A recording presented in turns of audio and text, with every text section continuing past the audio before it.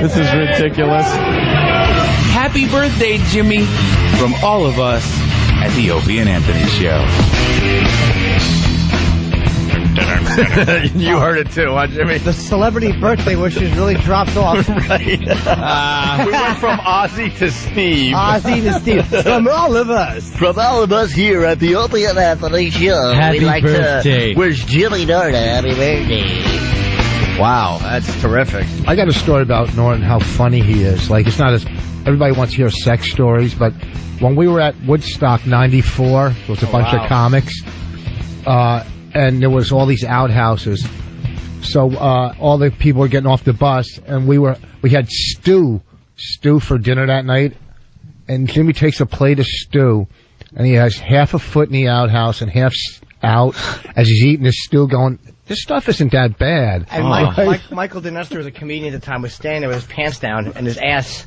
Oh, God. And I was eating stew, and those stupid hippie girls. That is so disgusting. Yeah, it actually worked, though. As cheesy as it sounded, it actually worked. It was so funny. Nobody thought stew.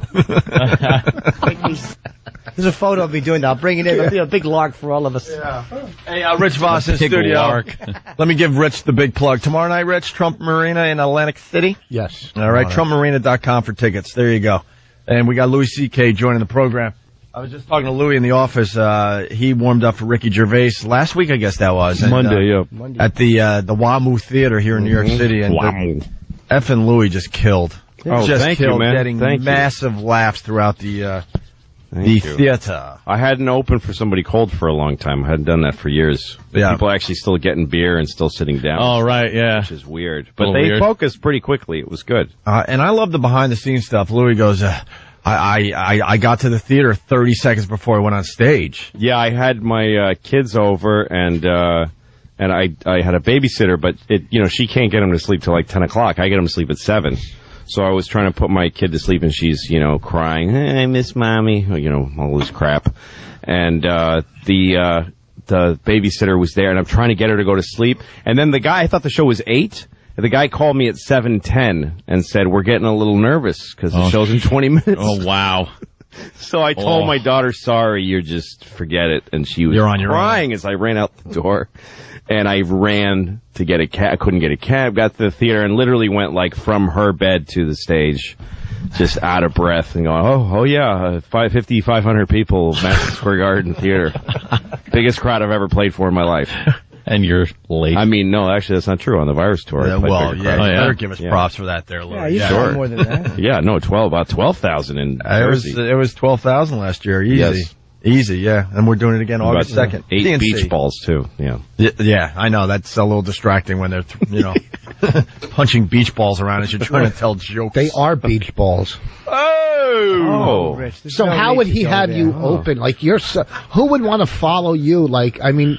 Just like such a killer. Thank you, Rich. Well, I made a movie with Ricky, and he asked me if I wanted to do it, and I only did 10 minutes. I think originally he had me doing 25, but 10 minutes, you can follow anybody doing 10 minutes, I think. Right. Why did he? It's funny because Ricky actually, I thought it was cool, gave him an intro from backstage. Yeah. And he goes, this guy's my favorite comedian right now working on the circuit. Mm-hmm. Yeah. And, he's just going to come out and do like a 10-minute set for you. I like the fact that he might have been worried going on. He's funny, but you're like a real headliner. He might have been a little nervous going on after 25 minutes of your nonsense. Well, I'm not to, even just dynamic wise, I'm a pretty, I go and get I'm dirty and I curse, I'm pretty, desperate trying to kill every second guy. And he sort of tells long stories. Yeah. So when he asked me, I actually said, it might not be a good idea. And he said, no, I love it. So and Louis C.K. obviously is a headliner, and they had you perform in front of the curtain, like you had 4 feet of stage. Yeah, it was humbling. So I don't think Ricky Gervais was nervous because he knew that curtain was going to open, and it was just going to be like... And Kong would be behind it. Basically, that's what it was. Ladies and gentlemen, Kong! You had Louis just with a curtain, and then the curtain opens, and there's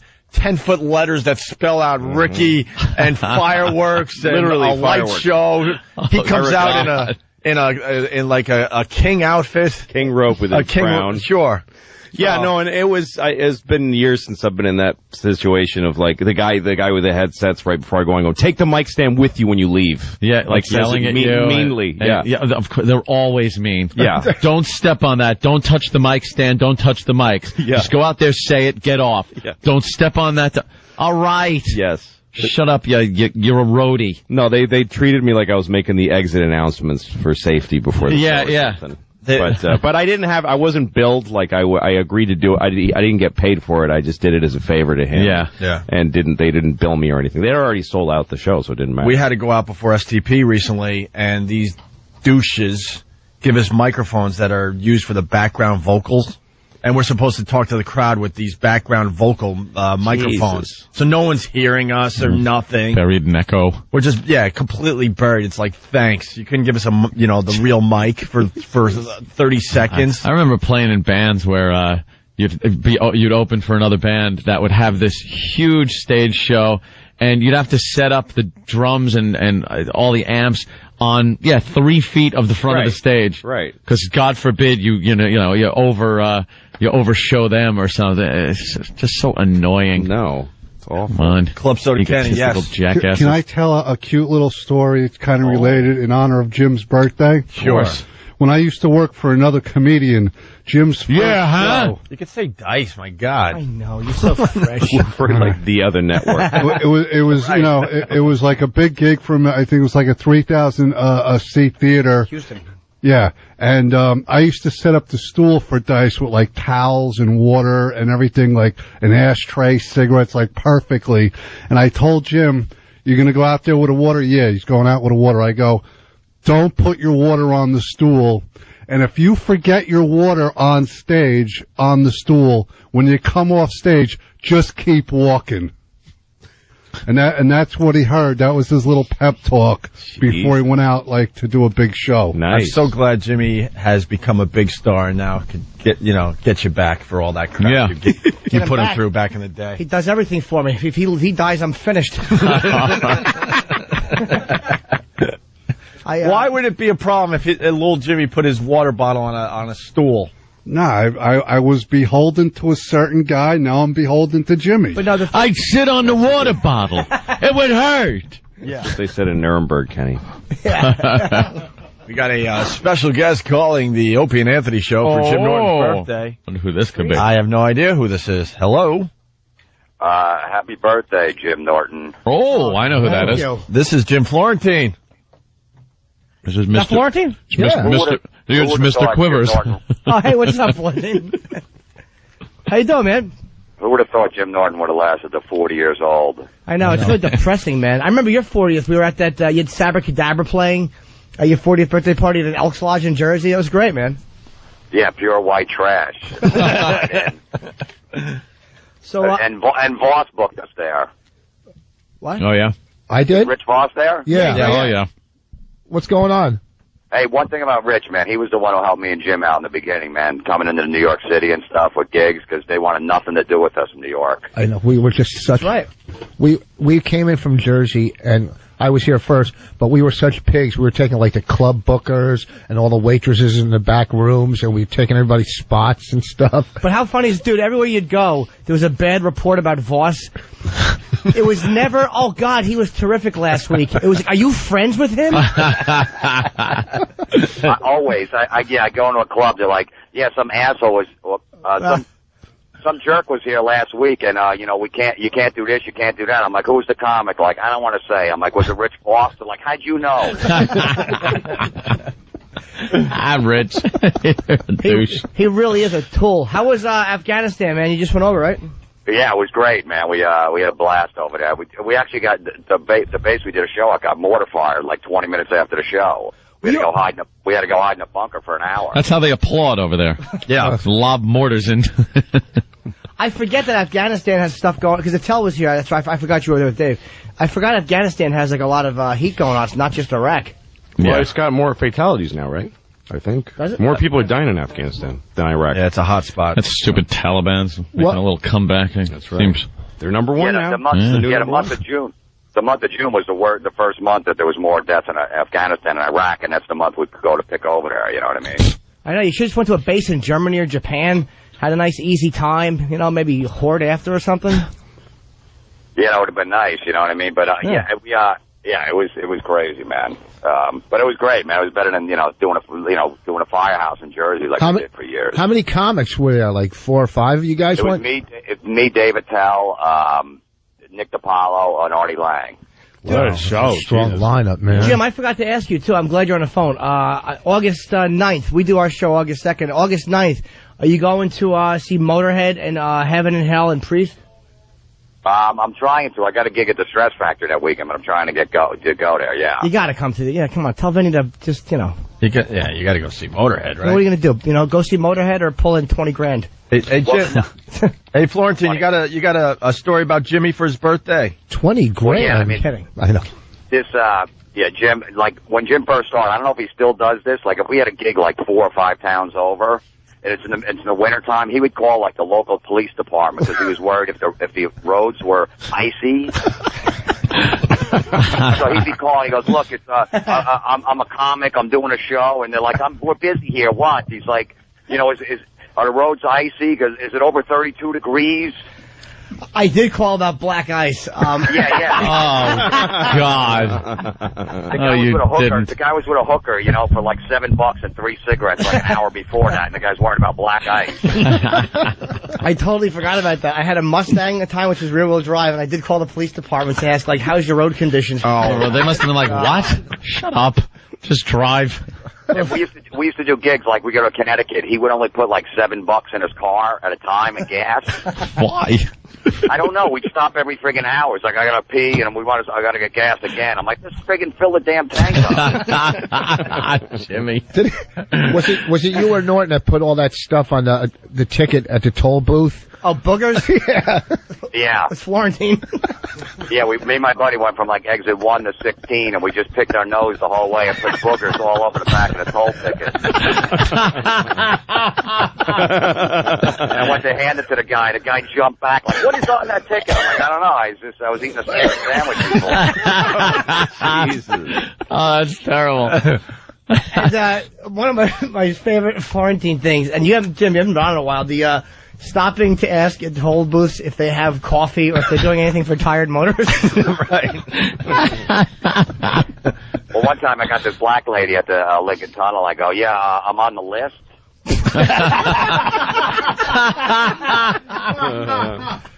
He's like, "What are you saying? I'm on the list." My friend, he works for the Port Authority, said I'm on the list. He's like, "You ain't on no list." I'm like, "No, you just check." List. And you check. Oh, that is great. We used to go to those booths in Philly, outside of Philly, where we pay girls just to watch us do things. Did you go with me and Florentine? It was me, you, and Florentine one night. Levy, yeah. And Levy. And we were you weren't there. Well, you go into the booth and this was years ago, and you do things, and Florentine's in the booth, and all of a sudden you hear, "Mop." Mop to booth 2. Mop. It was really bad in there because there was a lot of people in there before me. One time I was in there for so long I just left my sneakers in there. So I was stuck. You need a whole mop for that? A mop in a bucket? A little tissue is usually okay for me. Yeah, one time, like, the bell went off. I thought I won a prize. Like, mop, the guy's running over. I remember with Florentine, I've had the best gasser stories. How great was it? Me and Jim, we both upgraded to first. Where were we going, to L.A., when I had just those putrid gassers for the entire flight? Yeah, it was brutal. Yeah, the waitresses, the stewardesses wouldn't even come by. They're using their spray. We're the only 2 dirtbags in first class. Everybody's in business suits and wearing like shorts and Black Sabbath t-shirts. But it was just like I was dropping so many gassers, and Jim had walked into the bathroom just to wash his hands. They thought it was him. Oh, perfect. So they're actually spritzing outside the bathroom door, and the one lady walked through and actually stopped and then spritzed in the aisle where we were sitting because she knew something was going on, because we were just holding the newspapers and shaking and laughing behind the newspaper. 2 adults just farting and laughing. Didn't they say they were going to stop to land the plane? That was Florentine. Yeah, me and a couple of my buddies were farting on one of those, like, 145 planes with like 50 seats, and it was so bad. The woman goes, "Look, the stewardess comes up. She goes, "Look, if you guys do that one more time, we're landing the plane." Oh. Wow, that's got to be a Now that would be a funny story to read in the paper, though, as to why they had to land the plane. Sure. How great would it be if you're on the no-fly list because you were cutting gas? That would have been a great way to make the news. I come off a plane in handcuffs, like this guy was passing gas, and they didn't know if it was Al-Qaeda. Dude, I miss seeing you, man. I really hope you can go see Sabbath. I've been thinking of you. I've been meaning to call you. So, and Jim did Down and Dirty. You were great, dude. So, I really hope you can go see Sabbath, man. No, absolutely, man. It's like, and me and Jim used to live together, too, for like 4 or 5 years. I lived at home till Florentine got my first paid gig in comedy, and then back in 1990, and then I got out of my parents' house when I was 30, and I moved in with Jim. There was 3 of us there. It was me, him, and his girlfriend Alina at the time, and $300 a piece. And we did a Cribs episode with. That's right. That was in that with your place with Jim Florentine. With the mold. That place is awful, but it was like 5 minutes from New York City, so it worked perfect for us. But didn't after we moved out, after we eventually we split up, and Jim and his girl got a place, and I moved into New York. Didn't they make that like Section 8 housing? I don't know. I didn't hear that. Probably. Yeah, I heard they were going to Section 8 housing, or the landlord. What were some of the problems with the place again? I forgot. It's been so long. There was mold and. There was mold all over the walls. It was. I mean, the place is just disgusting. We had what are those bugs? We had silverfish. Silverfish. Silverfish. Dude, I counted like 7 of them on my wall. What the hell's a silverfish? Oh, they're those. Oh, they're the most horrible. That's really silverfish means your life is horrible. Yeah. It means you're living in a real crap hole. They look like the push me pull you bug. The front looks just like the back. They got these antennae.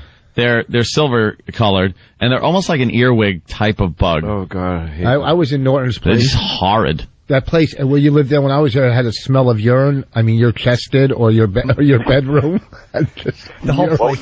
Whenever Mo would just come on the wall, we just put like an Ozzy poster over. We didn't even care. He had at one point tin foil on his bedroom walls to cover the mold. Oh, God. Mel Gibson? He couldn't even get good decorations. It was just tin foil. It was like living in a potato. Horrible. We're going to link this video to onaradio.com, but the old Cribs episode we did with Jimmy, and they just showed a wall that was just completely covered with black mold. Can I see that? From your place. Yeah, walking up those steps. Oh, my God. Kill you. Hey, Jim, where are you working this weekend? I'm down in Wildwood, New Jersey, like 40 minutes south of Atlantic City. What are you doing, Vito's gig? Yeah. Oh, Club Casbah, man. We came up there. We used to go down there for a week. I used to do 2 weeks a year there. I would get $400 one week, and what was it, $350 the other week. He'd give you 50 less the second week. Oh, that's nice. I'm a big fan of Wildwood. That's a great place. The club owner's the one who made Jim wear those like weightlifting pants. He has pictures of those where he used to wear those baggy. Oh my God, the pants purple on stage every night. He wore those things. Yeah, the grimace How did he make you wear pants? He just got me into it. He goes, they're so comfortable, and his name is Mark Vito. He's a good dude, but he would tell the worst jokes. He would the club owner would MC, and he would just go out and tell awful jokes. Like anybody from Philly, a couple of cheesesteakers. Yeah. Hey, because those are popular there. Oh, God. Get it? Do you get Garbage. it? Hey, Florentine, we got a screen cap of the mold on the wall. It looks like someone had explosive you-know-what and just hit the wall. It looks like someone spray painted the wall. It looks like, like black paint, as you said, like spray paint. It's just amazing. That is a lot of mold. Yeah, that's how we lived. It was, and I was 30 years old, by 31 or 32 by that point, and I was on the radio and I had TV credits. Really? Yeah. And you were living in that. Look at that mold. Look, and you guys just put some kind of a poster up over the mold. That could kill you. I know. We didn't even think about that. It probably took like 20 years off our life. Yeah, we just throw something up. Yeah. I go to like a friggin' flea market and buy a picture. I'm like, all right, this will cover this spot. Cover the mold. Oh, God. Oh, God. Yeah, the storage we had in the living room with the chess set, and then what a crap hole you guys lived in. Wow. I'm stunned. Yeah, we gotta take a break, but we're gonna put this video up on onaradio.com. Oh yeah, dude, it would leak too. The rain would leak. We had caved in. Oh, the ceiling tiles! Look at the old ceiling tiles are coming down. All right, dude, it was good hearing from you, Jim. I hope to see you soon, man. Yeah, and the one thing, like me and Jim, like whenever it was our birthday or Christmas, we never get each other gifts. You know what I mean? Like we didn't get a stupid sweater. Oh.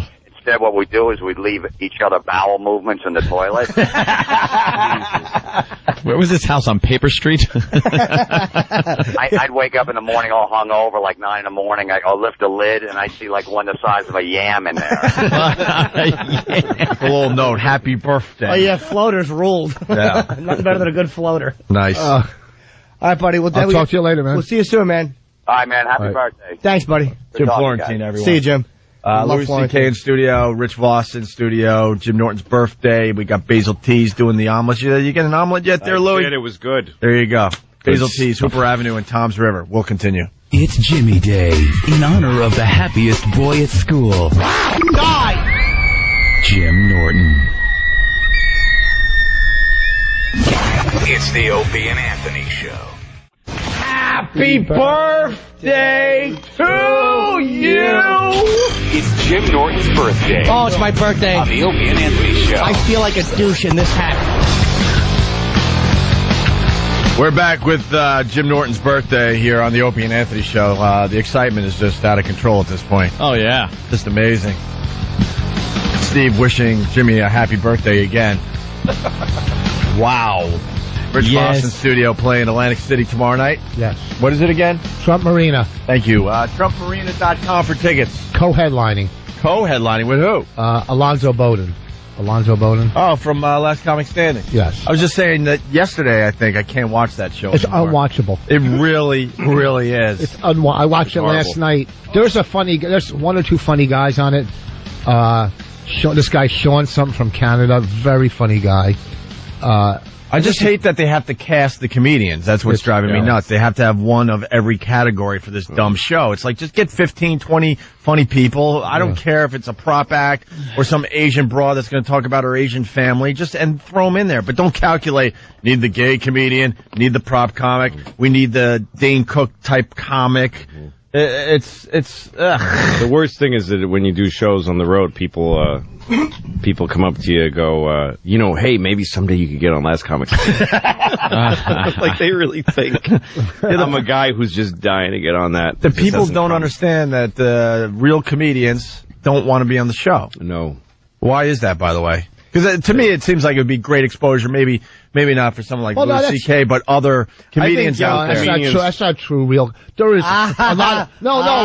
Whoa. Someone like Louis doesn't have to do it. But a young comedian coming up, it's a good thing to do. But it's also years good. ago. I'm not even crashing you. I'm just saying. No, but even it's gotten to the point where real comedians do not want to do this show. You're 100% wrong. The first year or two, there was a few that said this could be good for me, but now it's like they're avoiding it at all costs. That's real comedians try out for the show. They don't use them because they're too good. No, that's actually true. There's a lot of really funny lot of comics guys that don't make it. So the ones that do decide this year and the year before, who I know, who I was like, wow, you're doing it, and Arj Barker, the guy's really funny, and he's a huge star in Europe. He's big. Stuff. He sells out. And he told me he was doing it. And I'm like, really? And he goes, look, if I get through, it's great exposure. And I said, you should do it.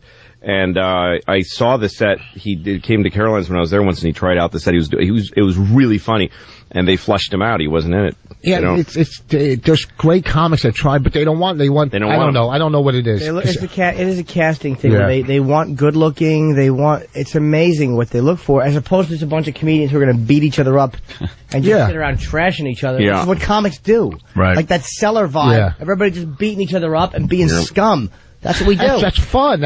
And you never hear them on the show during interviews trashing the next guy, like you say. It's always, I have to win this. This is the best thing. No, it's not a commercial within itself of the show. Be real. Hey, who did you grow up listening to? Who do you like? But the problem is it's marketed wrong because, like, the viewers think that they're trying to find the funniest person in America, and there's guys way funnier than the people that are on the show. That's the point I'm trying to make, I guess. Well, that's true. And the show viewers like, wow, these are the top comics in. No, they're not. It's not even the funniest person. Most of them are just coming up guys trying to get exposure. Yeah. And the seasoned pros, they're avoiding the show, or if they do try out, they're not what they're looking for the show. Well, whatever. So that's tomorrow night. You'll be at Trump Marina. Yeah. Cool. Yeah. All right, we got somebody else calling in for Jim Norton's birthday. Is it a celebrity? So far, star-studded. Vos, Louie, and Florentine. Yes. We basically had any Thursday at the Cellar. Who do we got on the phone? Hello. Is little Jimmy there? Hi, what's up, Bob? Hey, this is Bob Levy. Yes. Happy birthday, little fella. Thanks, buddy. How you doing, man? Doing pretty good, man. Wow, I haven't talked to Bobby in quite a while. Hey, we talk here and there, man. Yeah, but I mean, it's like it's amazing. Like I saw Bob because Bob drinks a lot, and, and I love Levy. Levy was one of the guys that helped me when I was coming up, and Bobby would like always have a guy who was sober drive him because he didn't drink. He would go out and drink and want a guy who's sober to drive home. So Smart. Tremendous amount of. You must have done the best gigs back then. I had so many. How many gigs have we done together, man? I mean, for years we worked together. Well, they wouldn't let us in Canada. You remember that night? Why, they saw your act there, too? Vos is there. Yeah. Yeah. Of course. You can tell by the silence after. Right. I was wondering what was that. I thought the phone cut off. We went to Canada one time, me and Jimmy, and it's like sneaking through Germany. It's so tough when you don't have working papers. So we go there, and they go, how long are you here for? And Jimmy says, 2 weeks. And he goes, how much money you got on? He goes, $50. You were here for 2 weeks and you got $50? And they asked me if I ever worked in Canada. I go, no. And they go, what about this place? And I go, oh, that was Canada? That was his... let us in Canada, so we went to Buffalo and got a hooker and snuck in the next day. Oh, he's completely right. We got... oh, my God, he's right. We had... that was his response. They pulled us into an office. Yeah. Because we had $50 and they thought, like... Are you emigrating to Canada? What are you doing? They were smuggling something. So they searched the car. We're waiting in the office, and that was Bob's. Bob's a brilliant improver on stage. As far as he's so fast on his feet, it's amazing. Much like myself. Yes, it's amazing a guy can be in a blackout and think as quickly as Levy can. But why $50 to go to Canada? I had no money That's back. all his I mother gave him. understand that you guys weren't making a lot of money, but you would think you would save up a little bit to go to Canada. Get cash that night, dude. Just get some cash that night. And Bobby, that was his response. They go, well, how about, because he had gone like a week in Canada before. They're like, he's like, I've never been to Canada. And they're like, well, how about here, here, and here? And he goes, oh, yeah, that was Canada. Oh, God. He forgot he was in another country. It's the worst lie I've ever heard told. Well, you got to talk about the hooker in Buffalo. I mean, so then you go to Buffalo. She couldn't have been a looker. Didn't one of us do a guest spot or Buffalo something hooker. at that comics cafe or something like that? Yeah, at Bepco's Club or something like that. And then we snuck in the next day like nothing happened again. Yeah, we wound up going. They would have arrested us if they knew we went in. We actually went in for about 2 weeks. But the best story, Jim, that you left out of your book was, remember that big snowstorm in '94? I do. It was 94. That was 14 years ago? It was about 14 years ago. Jeez. And that was during my first divorce. I had these two girls. That's how we time things with Levy, the weather conditions and what marriage he was on. We had these two girls. Let's say they were 18, okay? Oh, wow. The streets are closed. Nobody's allowed on the road. The police say anybody on the road will be arrested. Yeah, it was that bad. Jim, you got to come over. I got two girls here. We can bang them, right? 3 hours later, there's a knock on my door. It's Jim standing there with this big grin on his face with a brown bag with a thing of spaghetti in it going, hey, man, I thought you guys might be hungry. I begged my father to drive me. That's right, the road conditions were so bad. Yeah. It was mandated by the police that you don't drive. It was like one of those storms where it's almost a state of emergency. And I had my father drive me. How many miles to your house? It's probably 15 miles. It was 15 miles. It took about 3 hours. Your father was such a trooper to bring you there. Yeah, because I think he knew what a zero. He probably thought I was gay. I'm like, Dad, there's a girl there. He's like, get in the car. Get in the car. I'll get you there. Yeah, but the funny thing is that he was banging her in the bathroom, and he had 1 foot in the litter box. Yeah, I forgot Bob and those stupid cats. It was dark. Yeah, I did. I was stepping in the litter box, and I was banging what was probably a 5.5, but because she was 18 and willing, she was a 9 as far as I was concerned. I forgot about that, dude. And then we tried to switch on them, and they got really mad, so I went outside and dug their car out the next day to get them out of there. They were so annoying. They were 18. All they wanted to do was take a bath the whole time. The one who slept with... Well, look who they slept with. The one who was annoyed was the one, I think, who slept with Bob, because I think mine would have switched off. I think she just kind of, hooked up with me just because I was there, and her friend was getting laid. And you brought the food. Yeah, that's right. I did bring food. Oh, okay, so I was cooking the back because no one could, you couldn't leave the house. Yeah. You weren't allowed to go out. All the stores were closed. I think I brought spaghetti from my house, and Bob made us spaghetti. It was like a big family thing. Your mom made the spaghetti. Your dad drove you over there. They were so happy. The kid they thought was a fruit was going to have some. Bring a dish. Bring a dish for the boys. Son, call me after the rape. I'll come pick you up. Yeah, my dad had to come back in his topaz the next day and pick me up. Dad, smell my fingers. High five. Oh my God. Those were the days. So, dude, when am I going to see you again? Soon, man. We got to hang out in the city one day, definitely. Yeah, I'd like that. I miss seeing you. It's amazing you talk to guys you haven't talked to. I mean, I talk to Bob not regularly, but more than you would think, considering we never see each other. So Yes. we got to do a gig together, man. We got to all do a gig together. I know Bob Levy because he was on I did this talent show on Comedy Central. Oh, yeah. And he played a Jew wrestler. What? I did this show on Comedy Central. It was a pilot that didn't go, but they did air it. And it was called the Filthy Stupid Talent Show. And it was like a talent show, but everybody was a fake. We would just make them up. Yeah. So he played a guy who comes down and I go, what's your talent? He goes, I'm a Jew wrestler. I go, is there any Jews in the audience? Yeah, I wrestled Jews. So we had a plant. It was actually Sam Cedar, this guy who does radio now. Yeah. And Sam comes on and I go, are you Jewish? And he goes, yeah. And he's really unassuming. And we choreographed this great wrestling. And he ends up slamming Bob and beating him. And at the end, Bob goes, that guy was no Jew. He was great, though. I didn't know who he was. I asked around, does anybody know somebody who's funny, I think who Judah can kind of told wrestle? you about it, yeah. Yeah, Judah Friedlander turned me on to. Yeah, I actually he was remember. perfect. Bob was perfect. He was great. Yeah, Bob's an animal. Hey, dude, are you fighting Bonaducci? Yes, you know what? I actually am. When? I'm donating all the money that I make to Jim's girlfriend's thing she's got. She's got some kind of thing in Africa. So I want them to build a school. Wait, Florentine, are you serious or no? Yeah, I swear to God, I'm donating the money there, and they're going to build a school with my name on it, but it'll be spelled wrong since I'm analytic. Hey, Bob. After fighting Bonaducci, they should build a morgue with your name on it. I'm going to kill him, Jimmy. Wait a second. Wait, hold on, because it's a pretty good story that hasn't been told on our show. You gotta explain the Bonaducci thing there, Bob.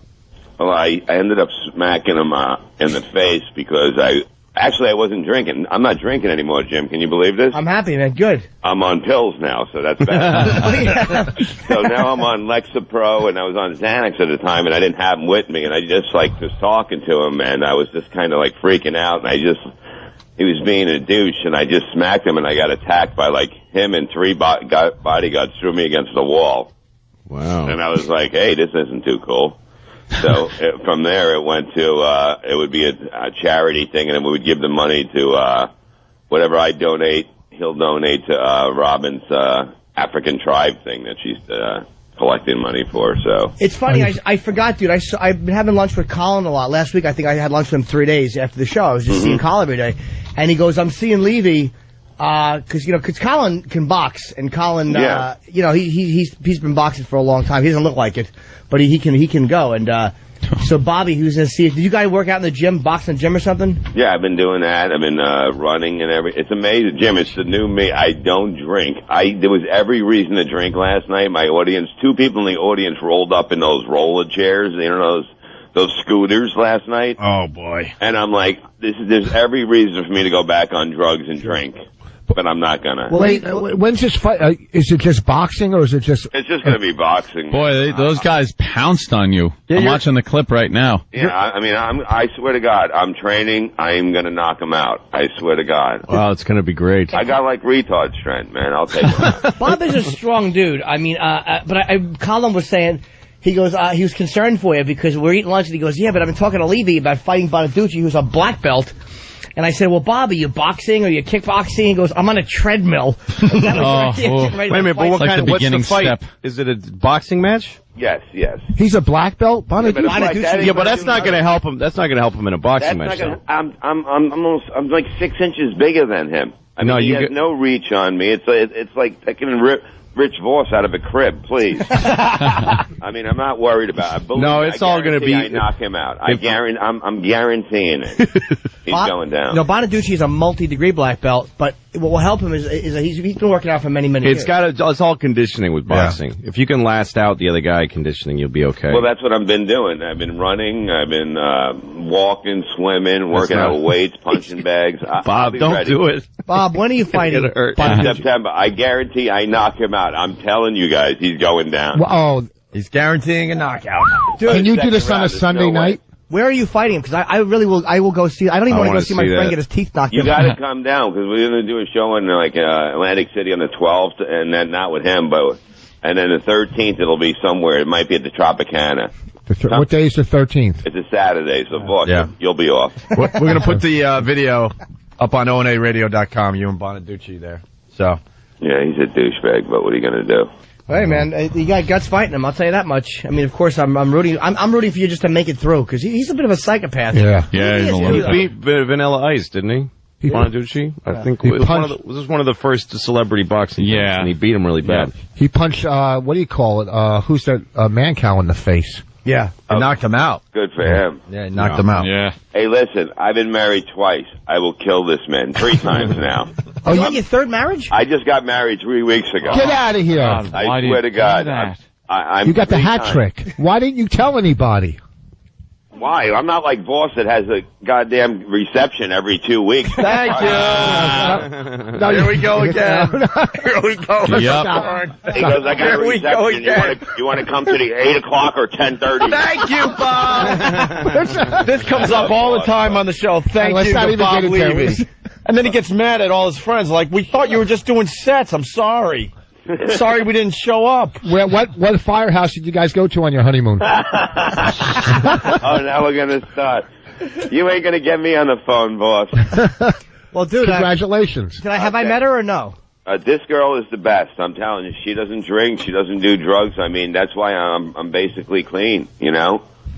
20 years without a drink or drug in my body. 22, stupid. I mean, I talk to Colin a lot and work with him a little bit now, and he's a good help, you know, that mumble mouth bastard. But I mean, when you can understand him, he does give you good advice. So Colin, it's working out well. Colin, yeah, Colin's a good. Yeah, Colin, did you hear what Bob Levy just said about you? Yeah. I love you. Oh, is he there? Yeah. He called me a mumble mouth. You really want me to add in and go, now wait a second. Mumble mouth. I love him. So, Kyle, he came in to box you. Was he conditioned? He's in top shape. All right. I'm sorry if I don't flow right into this mediocre conversation. I thought it was your stupid birthday bash. It is. Well, then don't get me into Bob Levy's big boxing conversation right now. Well, we segued in. I was just curious. The last time I saw you, you said that he was going to come and you were going to see what he had because you said he was going to do it. Didn't happen. I had to go see Mother that day anyway. Yeah. He canceled our date. Oh, really? All right. Damn it. Ooh. Well, I want to wish Jimmy a happy birthday. I love you, Jimmy. Thanks, Bobby. Of course. And I will see you guys all soon, and enjoy your birthday. Thanks, buddy. I miss seeing you, man. Bob Levy, everyone. All right, man. Take care, bro. I don't know, man. Wow. Oh. Bonaducci. Listen to me. Oh. It's going to cream him. So what's up, Carl? Nothing. Nothing. What's wrong, Colin? Nothing. I'm just calling up. I'm trying to get into the vibe of the conversation, but I'm not doing too good. You guys think as hosts, or I think as the guest for the birthday party. How about all of us? We'll all take a hit on this one. We mutually suck. Colin, not my fault. Are you close to the station? Why don't you come by and say hi? No, I'm way far away from. Why don't you jump out of your apartment and come by? We have some. No, I'm nowhere near there. Carl, we have some people, the guys making egg omelets, and we also have some delicious birthday cake. This is good food here. Yeah. It's delicious. I'll leave you some jokes, though, if you want for your working this weekend. Okay. Here's some birthday jokes. I'll give you some free jokes. That's what we do. Give each other stuff. That is what we do on a birthday. You call up and give your friend like a doggy bag of birthday jokes. Yeah. I'll give you one. Ready? Sure. See Brangelini's kids? I guess they got bored by just being called Mr. and Mrs. Smith after all.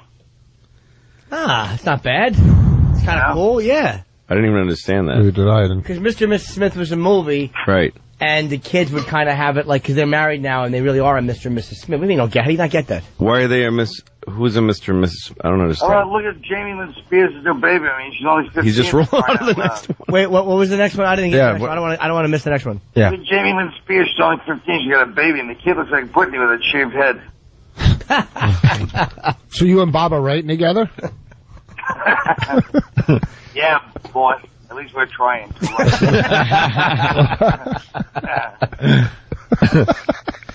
So we're gonna. We don't just look out in the audience for 5 minutes. So why don't we? Are we going to lunch together today? What is that? Ollie? Yeah. I didn't know what was happening with this big extravaganza. Well, I mean, it's obviously it's a bash. I mean, we all understand that. It's crazy in here. I mean, not only are you on We the all phone. understand that. Yeah, we got you on the phone. We've had Louie. We got Bobby, Levy, Florentine. I mean, it's Vos, of course. Action packed. We got Vos. One crazy man.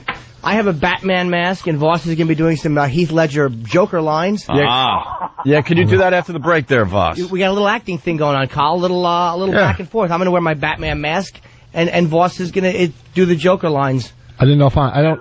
You guys are living it up. I Billy Bassett, you guys having a ball over there. Yeah, mess up my party. Yeah. All right, Colin, we got to take a break there. Come in if you want. Yeah, come on in. Hey, what are you doing? We know you're close. Come on. Come on. Be gay. What? It's already been miserable for me. No one Don't be has. gay. Just come in. Come on in. Come on. Come on. Come on. Come on. Gay? Yeah, don't be gay. Oh, that's it. Now I am coming. Good. All right. Colin Quinn might be joining the show after the break. Can I give this out? Because I was trying to update it while I was in the toilet, and I forgot to hit send, so I didn't update. I was going to give a birthday update. If you want to contact me, I will hear your messages, and I do respond to some of them. 917-267-2602. That is actually a cell number I can hear the messages from, and I can respond back to you. I don't with everyone, because I get like 500 messages. And that info's up on onaradio.com. Oh, thanks. Yeah, we made it easy for you it's there, for real. Jimmy. You're not going to be charged anything except whatever your cell phone company charges you. All right. Let's take a quick break. We'll continue. It's Opie and Anthony, Jim Norton, of course, Rich Vos, and, of course, Louie CK as well. Very, very busy today. Hi, I'm Brian Wilson. How are you? I'm fine. Happy Jimmy Day to little Jimmy the Joke Man Mottling. I invented Monster Rain. Tell him, Fred. Jim Norton's birthday. My birthday, short foreign person. Happy birthday, dear Jimmy. Happy birthday to you. It's the Opie and Anthony show. Thank you guys for acknowledging my birthday. It's very nice about it. Of course. It's a big birthday show. Young Opie is taking me out later for a nice dinner. Nice. No way. Certainly is. Wow. Nice. Good boy. Little steak dinner. Actually, Ed, you were invited, but you haven't called anyone back yet. Yeah. What? When was I invited? Why, Penny, was Aunt invited to the big steak dinner tonight? Yes, I was. Nah, it's all right. I'm, I don't know what I'm doing any given moment. You know how it is. Wild. I have a story. Oh. I have a story about Jimmy. You do? Yeah. We got Louie CK in studio. Yes. Why don't we play with our noisemakers? Rich? Play with What does this one do? This one don't work. That's sad. Louie's got a story. All right. Stop blowing that, Rich. We're Jim's got a story first. I had that in my go butt ahead. crack. Oh, good. He actually, You? during the spot, No. he shoved the mouthpiece of Rich Voss's noisemaker No, he did. right against his. Yeah, he did. He put it right down the crack, and just rubbed and rubbed and rubbed. And You gotta just assume that everything in this room. If you don't has been believe in us, there. look at Kenny. Kenny is dying. He's loving this. What happened, Kenny? You were set up. I will say, I got to tell Voss the truth. He doesn't vomit. It was just Just in the crack. Just in his sweaty I guess crack. my cheek, really. Yeah, he didn't shove it in his, No. Oh. But, Like Jim would otherwise go, "Hey, Rich, let's make fun with some noisemakers." No, because Like, he would have any reason to do that except for that. I couldn't do it. So It's been in. I in couldn't his do it for real. Area. So, Louie, you got a story about Jimmy? All right, sir. Festive. When we were working on Lucky Louie, there was a writer on the show, who lived in Venice, California, and a friend of hers started just got her license to be a masseuse of physical therapy, or whatever, like a real legitimate, really studied. And so she opened a place, and it was very medical looking and had a name like Therapeutic Center for Massage, And so this guy comes, a client, and he's getting a massage, and he starts going, so, anything else that could happen here? And she knows what she's hip. She goes, no. And he goes, well, I'm just saying maybe a little something else. And he was kind of pushing, and she's going, no, nothing else is going to happen here. And he kind of kept, and then she noticed his jacket draped over the chair said Lucky Louie on it. And she said, oh, a friend of mine writes for that show. And he turned pale immediately and went, I'm going to go now.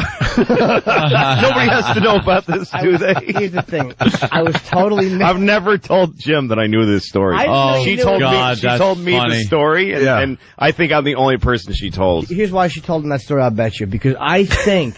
I didn't meet the woman. The writer who worked on the show was her friend. There was a weird vibe to that moment. Yeah, I bet. That there were possibilities? I think there were. It was her and another girl. Yes, and, that's right. She said there's two of them. girls, and they let me be naked. They let me be undraped. And they... undraped. What does that mean? Undraped? Think of draped, but not. Yeah. No, I think also they were new. It was a new business. Naked? It was that? You on a table naked? Yeah. That's what undraped means. I think it was a new business, so there was something, a turn on for you that they were like new at it, and it was... Yes. Something undefined about the place. And when she recognized me, because on the phone it was kind of dicey. I didn't know exactly, but it wasn't a definite no. I would not have driven that far. And I was so embarrassed. I was totally naked. I had to tinkle, so I had to get up and just walk naked while the two girls sat. But I think one left the room for a while. Probably the writer's friend. I'm going to leave the room. She'll massage you for a little bit. Something would have happened there. Yeah. But I think she only told you. So if I went and told you, you would go, oh, yeah, I heard that story. It was legitimate. That was called a preemptive strike in case I had a big mouth. I think you're right. That's great. Of course it was. I think you're right. That's pretty funny, though. I didn't have a girlfriend back then. Not that I would have stopped. No, I knew that. I figured you wouldn't mind. No. Hey, we were lucky to talk to Christian Bale. What? Batman, yeah. Danny talked to Christian Bale. Oh. He talked to Christian Bale like they talked to Christian Bale on TV. Yeah. Oh, wow. Danny sat down with Christian Bale. Nice interview. Cool. Yeah. Sure. We got the interview here, Danny. Sure do. How was it meeting Christian Bale? He's actually a real nice guy in person. He comes off he can come off a little intimidating. Yeah. But I didn't find that to be the case once you meet him in person. Yeah, this Dark Knight's going to be huge. We saw it already, Louie. Is it good? Amazing. Yeah, Heath Ledger was so good. Ledger. It's his movie. Yeah. Heath Ledger. He plays the Joker. It's really funny.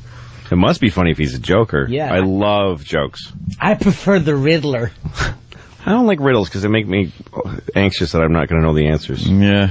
That's a lot of pressure. They're funny, yeah. You feel like you laugh at a joke. I just like having my leg pulled. That's why I like jokes. Don't go to the masseuse he went to. Yeah, that's all you'll get pulled. Come on, guys. Crazy. So Danny sat down with Christian Bale, and this is how it went. Hey, this is Danny from the Opie and Anthony Show. Recently, I had the opportunity to sit down with Christian Bale to talk about his role as Batman in the upcoming Hollywood blockbuster, The Dark Knight.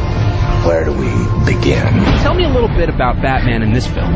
This is a more mature Bruce Wayne. This is a Batman who absolutely is still warring with himself, but it's somebody who has come to have power and is now dealing with the burden of responsibility of that power.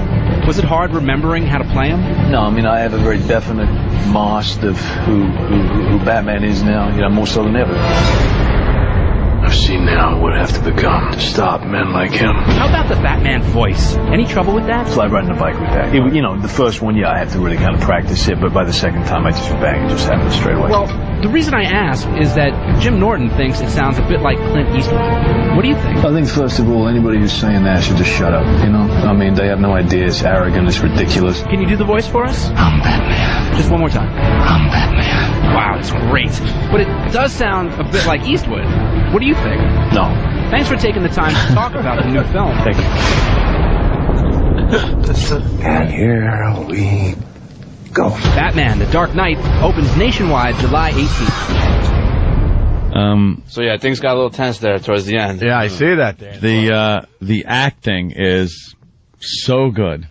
I thought you were in the room. In The Dark Knight, I agree. No, I thought you were in the room with Christian Bale, the way you asked those questions. I thought he was in the room with us. That's how good the acting was. Yeah. I thought that Danny was actually here. All right, Christian Bale. Afterwards, he respected my journalism skills for asking the unorthodox questions. Okay. It's the perfect delivery for the bit, is what I'm thinking. Yeah. It really is. Ant, were you commenting on the sing-songy delivery? Yes. So could you do the Batman voice?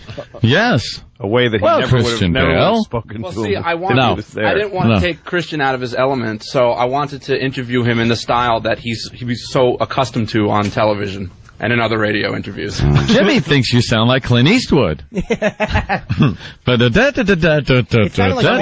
do that one again. Danny's voice was so up and down. He sounded like different audio spliced together as one person. Jimmy thinks you sound like a speak and spell. Speaking of acting, we got some Heath Ledger Joker clips for Rich Vos. We got dialogue. Where's the scripts? I hand you the scripts live on the show here, Rich.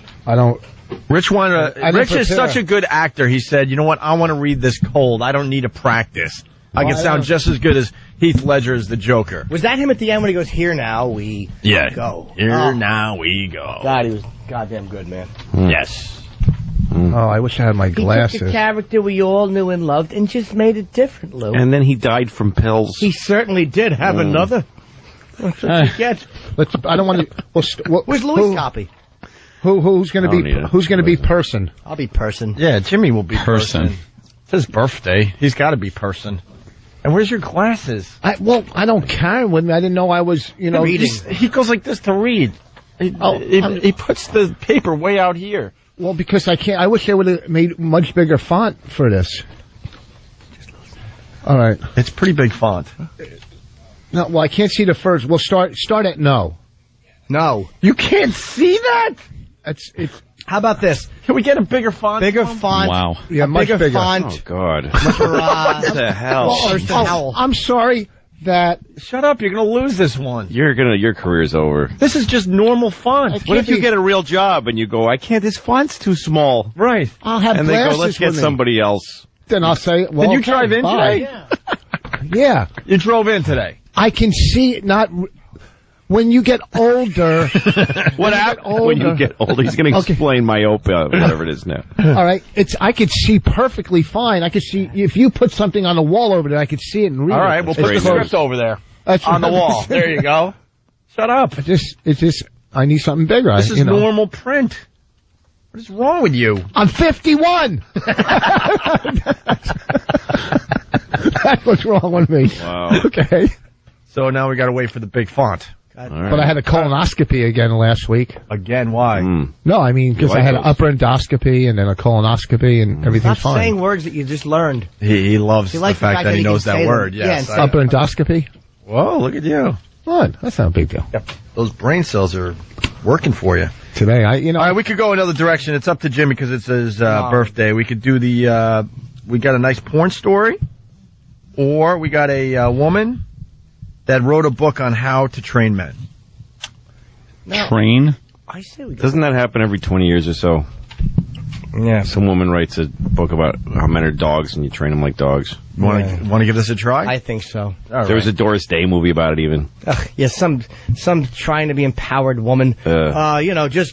Make him bark and he'll beg. Shut up. Make him bark and he'll beg. These dummies say. Shut up. All right, here we go. The woman who wrote the book on how to train your husband. All right, here's a story a lot of people are going to be talking about, and you want to hear about this because we're talking about clothes, for example, dumped on the floor, dishes piled high in the sink. Some people say enough to make... What was that noise? Terry Schiavo. It came out straight out of between her legs. That thing makes noises. She sounded like something hairy being ridden in Star Wars. Yeah. For example, dumped on the floor, dishes piled high in the sink. Oh my God! Oh my God! What is that? How fat is her fat throat? Idiot, non-man loser. Little Terry Schiavo. Dishes piled high in the sink. Some people say it. That is a horrid sound.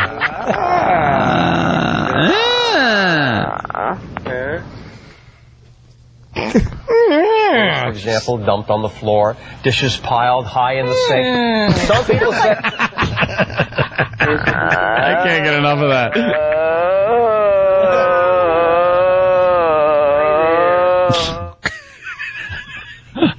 I think we could play it another 5 times. Oh, that is just as fantastic. funny. Just the sound of a walnut brain going out through a throat.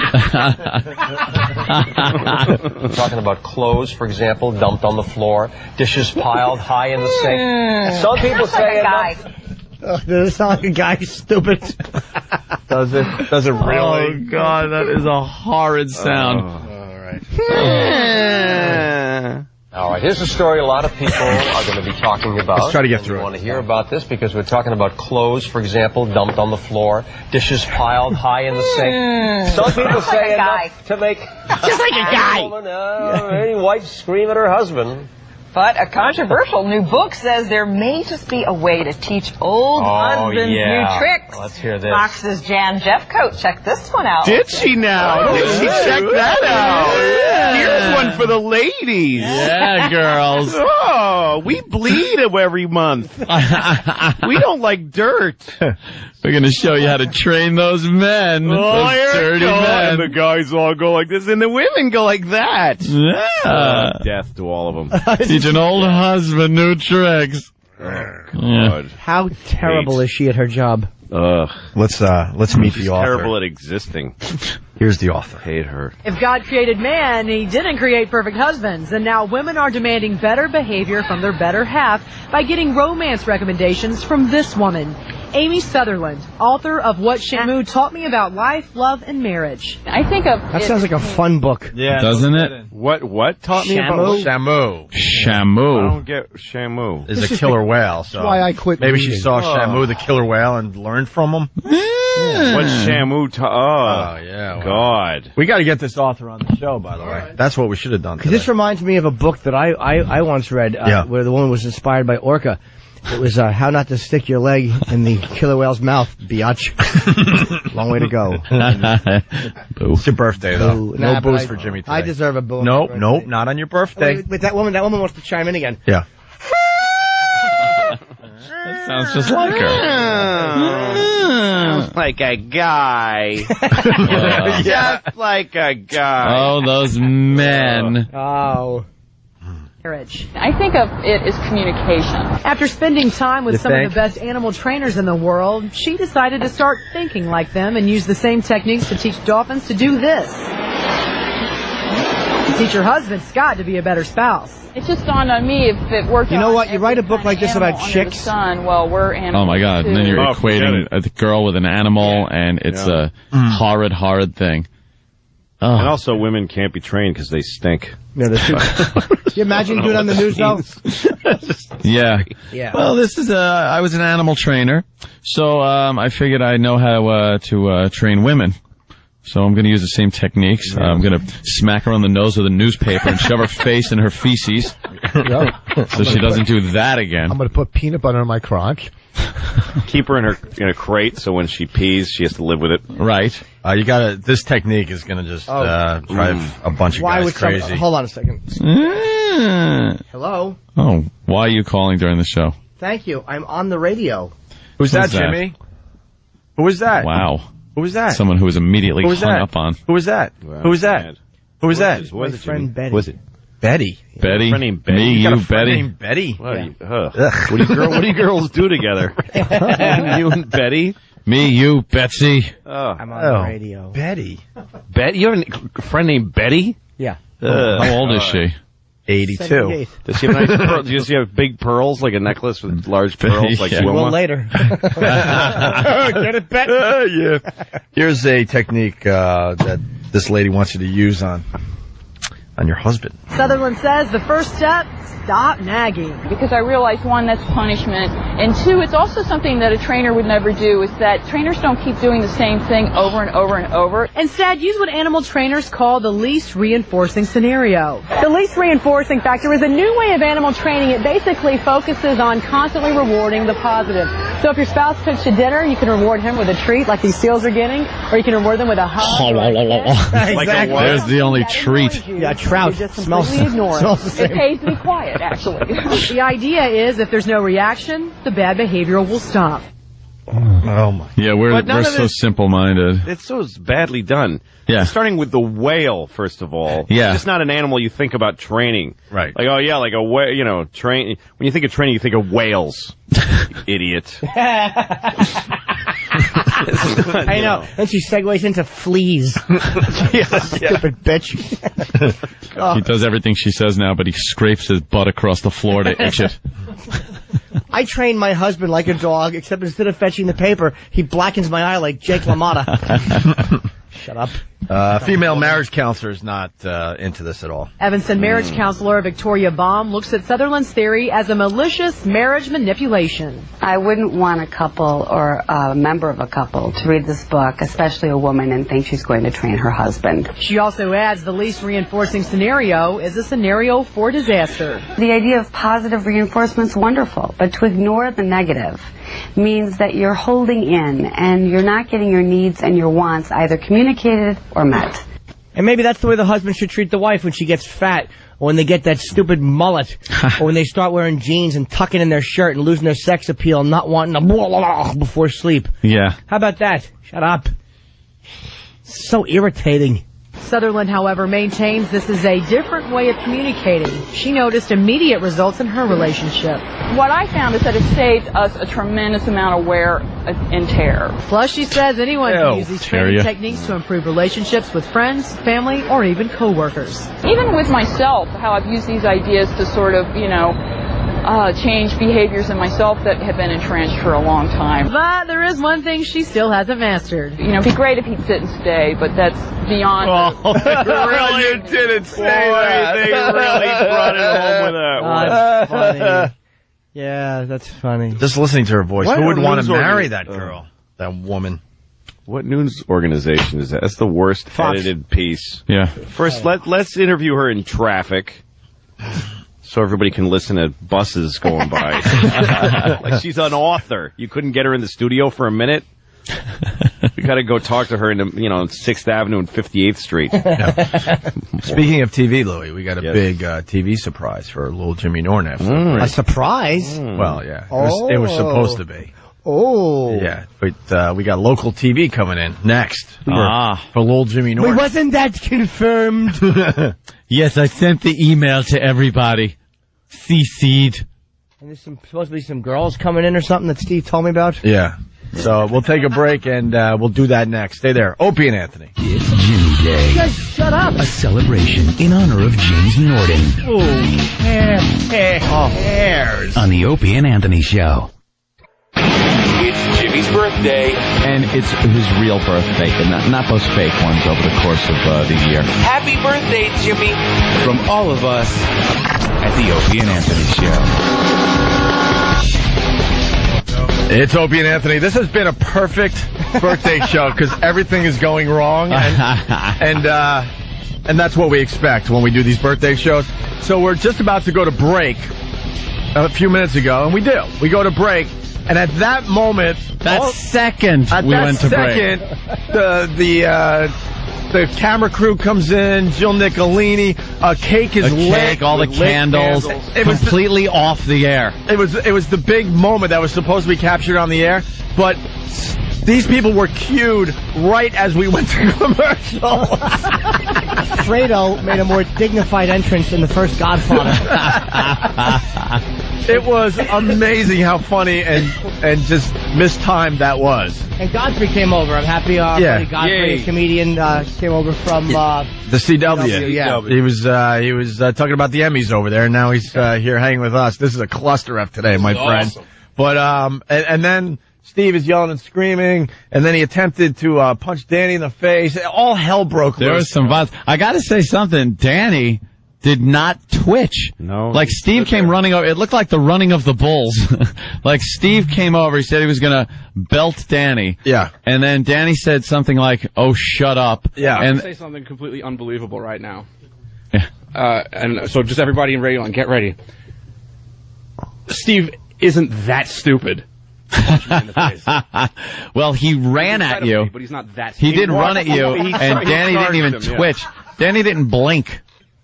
Like, I'd kind of, because Danny winced a little bit. Well, Danny said something like, do it, so Steve just charged at him. Stopped literally a centimeter from his face. I was standing right behind Danny, and I was a little, You know what kind of settlement that would be? I know. Hey, look, the cake is burning out of control now. What cake, Opie? Yeah. Well, is there a cake? I wouldn't know. Here comes the cake. Oh, they're all blown out. It's the beautiful Jill Nicolini from the CW11. Welcome. Oh, Take a look at your cake. Oh, it's not. It's got me, and I'm standing behind what appears to be a woman, and there, let's just say she's wearing a pink sock. Yeah. And there's a tee-hee coming out of my mouth, and a word, splurt. I don't know what that means. Let me blow out the candles. They've only been burning for 45 minutes. Yes, coming on the commercial while they're doing the American forgery. How do you get a pink sock birthday cake? Yeah, that's pretty good. All right, can we clap it up for him? There it is. Bravo. Happy birthday, Jimmy. Nice. Thank you so much. And this is, thanks, Dan. And a year ago today, we met Jill Nicolini for the first time, Yes, right? it was the first time that, why don't you sit on Anthony's lap? Okay. Yeah, it was the first time Jill actually came into the studio. Right. She was wearing a little yellow number that day, and I took a picture with her, and I laugh at that picture when I look at it because I'm nervous little Nelly. Well, I think I was all sweaty.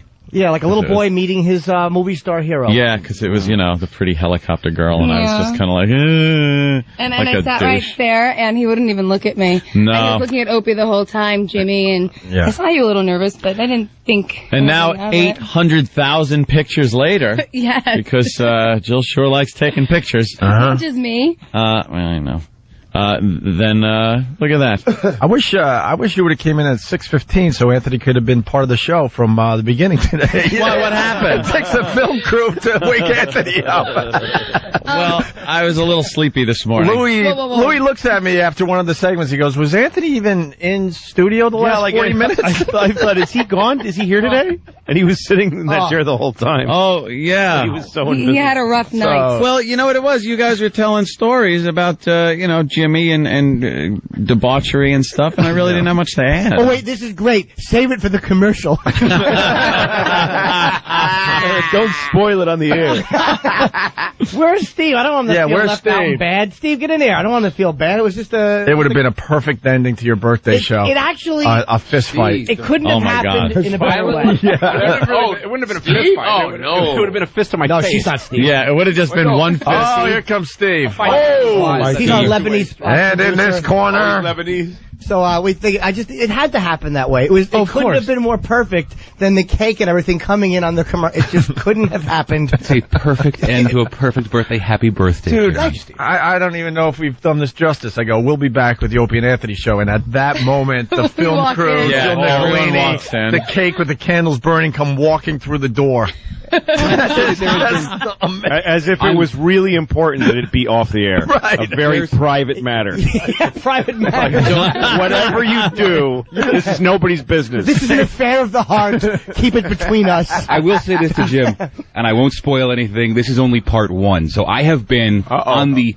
I have been making so many calls with regards to your birthday. My brain is in Who do you 50 got? different directions. Who do you got for part two? Yeah. Who do you have? Yeah. It's a surprise. It's a Yeah, surprise. The thing is that all that hard work, if it's not on the air, it's worthless. It's a surprise that starts at noon. Wait, I actually do have another surprise for you. I have two things for you. For your birthday, we're giving you a gift certificate from the CW11.com to Destino's Restaurant, and it's a great place. Where is it? It's on First Avenue, I believe, Oh, thank in you. the 40s. It's 891 First Avenue, and it's part of our Dining Picks thing. Okay. Then, of course, I bought your friend over here for you.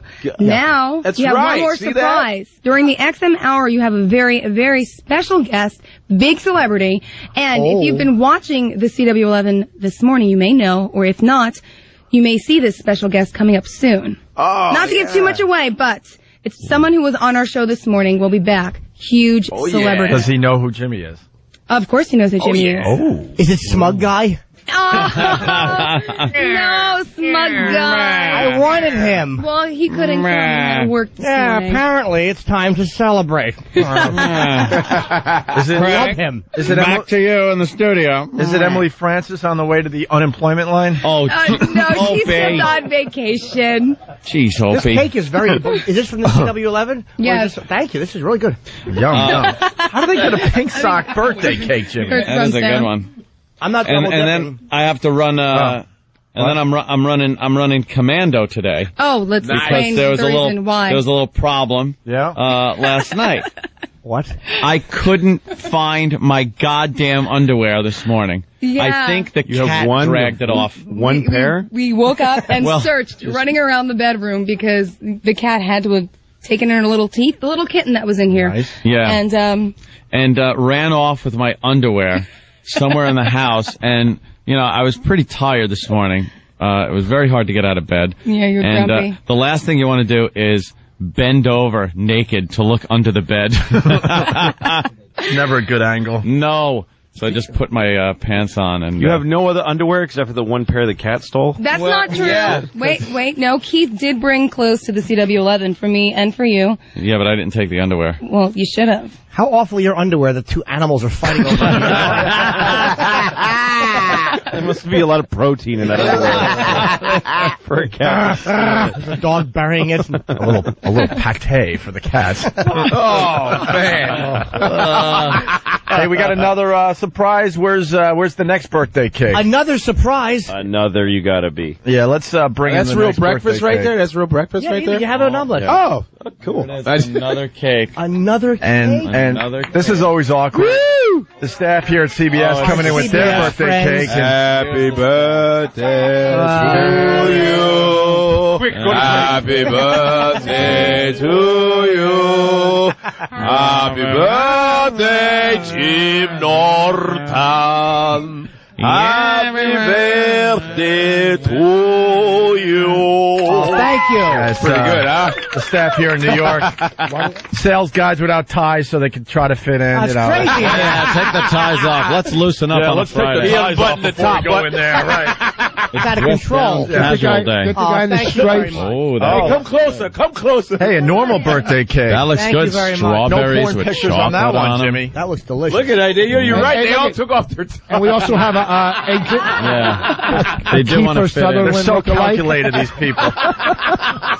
There's madness in here. This cake. Unbutton the top one. Yeah, right. Be loose. Yeah. Chaos. These guys are really loose. They're really casual. Oh, thank you very much. Thank you for the cake, too. All right. I appreciate that. You guys want an omelet or anything from Basil kind of cake is Teas? Yeah, there's food over there. Like, They're trying to make us Tom's looser. River. Enjoy yourself. Yeah. They're trying to make us looser. I'm Yeah. going to eat some cake. Leave. Go back to corporate life. Jimmy, it's your birthday. You eat whatever you want. I know. I'm going to really eat like a pig. Keep it between us, guys. I don't want to put the headphones on and look silly. Jimmy, you look awful. Of course I look awful. really The worst silly. thing is the shaved head. Look at the profile. Oh. The shaved head with the mask in front of it is really... Imagine this that's shows really up to child rescue you from molestery. peril. Yeah, this From is- peril. Look at that. With the no chin. Yeah, my weak chin and Batman with no my chin. fat Mr. Freeze neck. I'll save you, madam. Oh, God.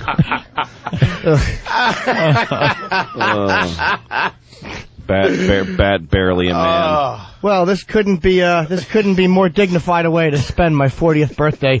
18 years in entertainment, and I'm putting on a mask. But thank you to the CW11. It's very nice of you guys to, I'm sure, feature this. Oh, yes. It'll be on our website. Yeah. This is a website piece.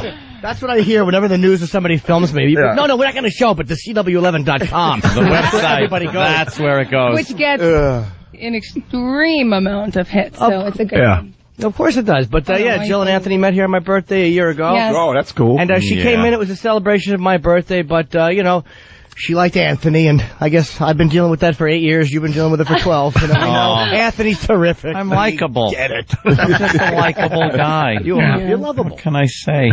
He's sweet. Aww. Yes, make everyone sick. All right. Did you hear the lip? Wait. I like Boss when Jimmy is does deeply it. disturbed. Hold on. Boss, what's up? No, why What's the matter, Rich? I don't know. Hey, I want to hear Rich tongue. is all Don't bummed you wanna hear out. some tongue?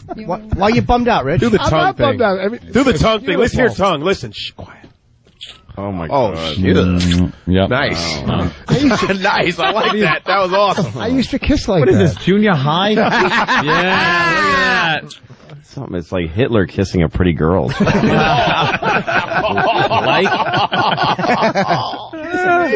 It is. My Ava Braun. Oh, man. Hey, our boss is here. You got some words today, boss? You better say... Yeah, you better say Hi, something. how are Come you? over here. You I'm better say Jim. something for Jimmy's birthday. How are you? We Right. haven't. I saw you outside. Here comes Mara. Our boss is cursing on the radio. On her own network. You smell good. There she is. It's called vodka. Yeah, get over it's there. gin. That's funny. Get over there and say You're something. the boss. I know your name. I saw Wait, you get on outside. mic. Get on mic. Over there. You've been in radio 20-some odd years. Have we actually? Have we actually met? No, we We haven't. Yeah, you're the new. I've you're heard the of boss. you. Yeah, I've But heard of you too. Pleasure. Happy birthday. Thank you. Thanks for Any the more? cake and everything. That's always good. That's what you want to hear from the boss. I've heard of you. I've heard of you. That's perfect. That's perfect. At least she doesn't hate me. I heard of you. She walked in and she's like, "Which one is Jim?" I like her. She didn't pretend. She's honest. All right. Thank you. And You figured. pointed out my failure on television. There she goes. But thank you. Old Mrs. Brady haircut. Who's that, June Hey, do the Lockhart? Brady. June Lockhart. What is the Brady music when they go? Oh yeah. Weird. When all of the CBS people came in here, they all turned and looked at me. I think they all thought I was Jim. I because think the camera was kind of on me, and they were all smiling at me. Oh, I'm going, jeez. No, I'm not. They barely pay It's not attention. me. No, but you're our idea right now of a big celebrity get Yeah. for the birthday. So let's focus on that angle. Make this the place to be. I tell you, Wow, you guys this has got all been stops. amazing. Who's the rockabilly guy? Is he from CW11? Rockabilly. Oh, that's Doug. That's Doug. Holly Williams. Doug, come here. They love your voice. Come here. Give some cake. Doug is our web guy and our... How you doing? Doug, say This is a hello. web piece. Give the Doug's voice. cool, man. Doug's got a good voice. We'll be playing handball Yeah. off his hair later. Why are you making fun of Doug Doug? is responsible for the Antholini Dave and Buster's date. I Yeah. believe You they set aired some these clips two up? of you, yeah. You set No. them up? You guys set him up. No, I set them. I would never Mankind do did. that. It was Mick Foley, the wrestler, set Really? us up. Yeah. Cupid. Who would have known? Voss is really like pissed. I'm not pissed. No, I just. Where's Voss? You know, why can't you just be happy? Oh, Why can't you be happy for your friends? Yeah, I'm very happy. I'm You're very not. happy You're that this miserable. dare turned into a relationship. Nice. Nice. It sure did. Dare. What? Oh, man. Stink. That's a good one. We have some ice cream cake? Yeah, we want Oh, Jimmy. I want some. You want some ice What cream? gas I'm going to have, because I'm a little lactose intolerant. Tee-hee-hee. Ooh. Yeah, it's going to be problems. And I'm sitting next to you. That is Fantastic. gonna reak. All right, let's get out of here. I hate to end Oh, this yeah, one. look at I mean, this. This has been is terrific just today. a classic. Oh, I didn't get to birthday read to Jimmy. today. Oh, look, a piece of cake. What time you guys? Oh, maybe you man. should, we can wrap up the segment with me eating my cake. Making funny faces. Thank you. Awesome. All right, Rich Vos, where are you going to be? We got Trump Marina tomorrow night. Rich Vos. Nice, boss. Louie, where are you going to be? Can we do the plugs after we get off the air? Yeah, do them on the way over when there's no microphones. Oh, Louie, you got to be on a plane, huh? Zany's Nashville Zany's tonight and Nashville tomorrow? Tonight and Nice. tomorrow. And Okay. then Sunday I'm in Newport at the whatever tent at the yacht something. The Newport. It's a big. It's a comedy series they do there in Newport, Rhode Island. That's Sunday night.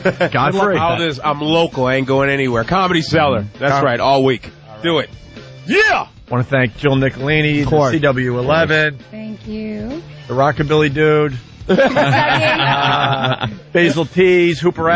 Avenue, Tom's River for the omelets and the food. Come on. That food was excellent. Yeah, Basil Tees rocks. Of course, CBS Well, the sales guys, we thank them for not Thank coming you. in here with their dumb Don't ties. put your ties back on. Yeah. And Roland for just pulling out all stops and getting Bob Levy and Florentine. Florentine. I mean, I don't know how you got those guys. It's just unbelievable, huh, And Jimmy? Colin. They're two comedians who you can actually look up in the phone book. Wait, and there's one more surprise guest. Yeah. One more surprise guest at XM. So What are they? Did you get me Chuck Nice? Did you get actually, he said he may stop by, but that's not the surprise. Chuck Nice. I know. I love Chuck Nice. I want to discuss his alcoholism. Where is he? Every time you see him, you're like, Chuck, keep it down. It's good to see you, baby. We got to get out of here. We're off to XM. Have a great weekend. We got a crowd today, my friends. It's the Opie and Anthony Show at XM Satellite Radio. Certainly do. We got easily 100 people here. Easily. We got Rich Vos in the studio, Louie, CK. We got Jimmy in the hallway. We got, can Jimmy hear us yet? Jimmy! I hope not. We can let him in. He can't hear right now? All right, we got Sabbra Cadabra here, ready to play for Jimmy. Jimmy has no idea. Yeah. That's going to be cool as hell. Well, let's bring in the birthday boy. CW11 also made the walkover with us. Oh, everyone is so excited to see the birthday boy. Oh, thank you. Look at this. Hi. Thank you. Hey, boys, how are you? It's Sabbra Cadabra. Yes, Sabbra it is. Cadabra. Sabbra Cadabra for Jimmy. Jimmy, take the special birthday chair today. Which is the birthday chair? That's the birthday chair. Yeah, how's he supposed to do the show from that chair? These guys have been standing there with instruments in their hands for literally 45 minutes. Really? So, Oh, I'm sorry, guys. We got Sabbra Cadabra in studio. They're playing tomorrow at the Surf Club in Ortley Beach, New Jersey, 1900 Ocean Avenue, 732-793-6625. If you want to see Sabbra Cadabra. But for Jimmy's birthday, they're going to take over for a little bit. Yeah, they fucking are an amazing Black Sabbath cover band, and they sing fucking they sound like old Sabbath. It's great. You guys doing all right? Well, your mic should be on. Is your mic on, bro? Yeah. I can barely hear you. Oh no, his mic's not on. I got the mic on. Good. Say, Joe, is your mic on? He was speaking to it. Cash money order.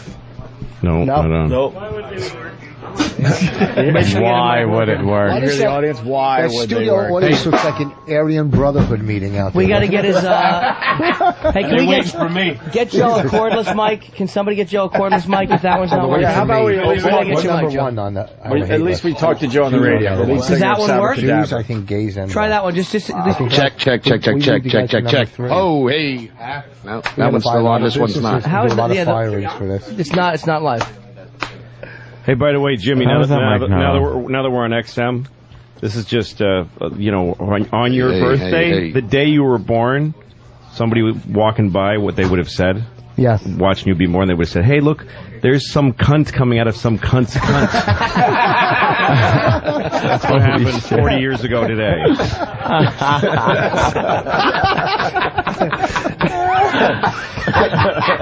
You could have said that at CBS. Oh, on the upper yeah. Sorry, I can't. Hey, is this going to work? Are we going to try a song and see what happens? Try that one again. Mars, is this going to work? Oh, man. All right, let's see if this is going to work. Here, take the wireless mic Yeah, away you from Joe, you got to Joe. use the wireless. I think they're the ones not working. Check it. Hey, it's getting there. That one's fine. Take Try the wired wireless one now. mic away from Joe. Thank you. Okay, try the big one. Jesus. Try the wired mic now, Joe. Yeah, try that one now. Boom, Yeah. boom, boom, boom, boom. Nothing. Boom, boom, boom, boom, boom. It's not working, Mars. They're hearing it in the other room. They're saying. Uh-oh. All right, they're here in the other room. All right. Hear it. Ladies and gentlemen, we'll give it a try here. It's Sabbra Cadabra for Jim Norton's birthday. Take it away, guys. We got to start over. Ceasefire. Yeah, why would it work? Why would it Always work? a Can you hear it? clusterfuck. What the fuck? I thought it was instrumental. No. No, it's coming. It's coming I through. was like, this is. When are you gonna sing? It was just everything coming through the air mics. Yeah, no, I knew it didn't work. No, I turned off all the air mics.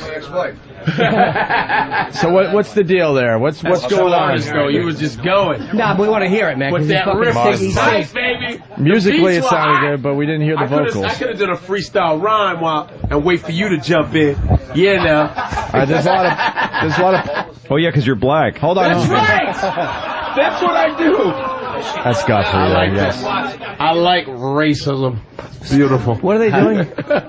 And I like maybe a big chuckle from that. What happened? Mars, what's going on? Look at that. Mars. Oh, jeez. What? Well, Keep it down. Mars, what's going on? Well, I'll Do we look know? over here now. All the buttons push right? Maybe that one right there. Ooh, not that one. Maybe. He pushed a button, Jimmy. Okay. Joe, just try it. Joe, say something. What? No. Oh, he's way down in the mix. Oh, Jesus. What in good God's name? These guys have been standing Every goddamn time we try. We can never get music correct. Every time we do it, there's a technical glitch. A cluster Whether it's fuck. here or CBS. Well, Jimmy, we got a girl here that wants to give you a birthday gift. So why don't we do that Can we as we try to figure out the mix? All right, now we got to get Sabbra Cadabra play, so maybe the girl can give me a gift. Can we at least... What's that? I'm hearing this mic now. Talk, Joe. 1, 2. Very low. Wait. Go ahead. Can I get one louder? Yes, Jimmy? No, you can't. No. That's, no. Barely. No, That's bleeding. There's something wrong. Give him either a regular mic. Can you sing into one of these cordless ones or no? Yeah, we can mix it off of Take- our wireless pod. But you're not with whatever else is getting put on the mix. But why the hell isn't it working? I don't know. It should just be working. Of course it should be. Oh, hey,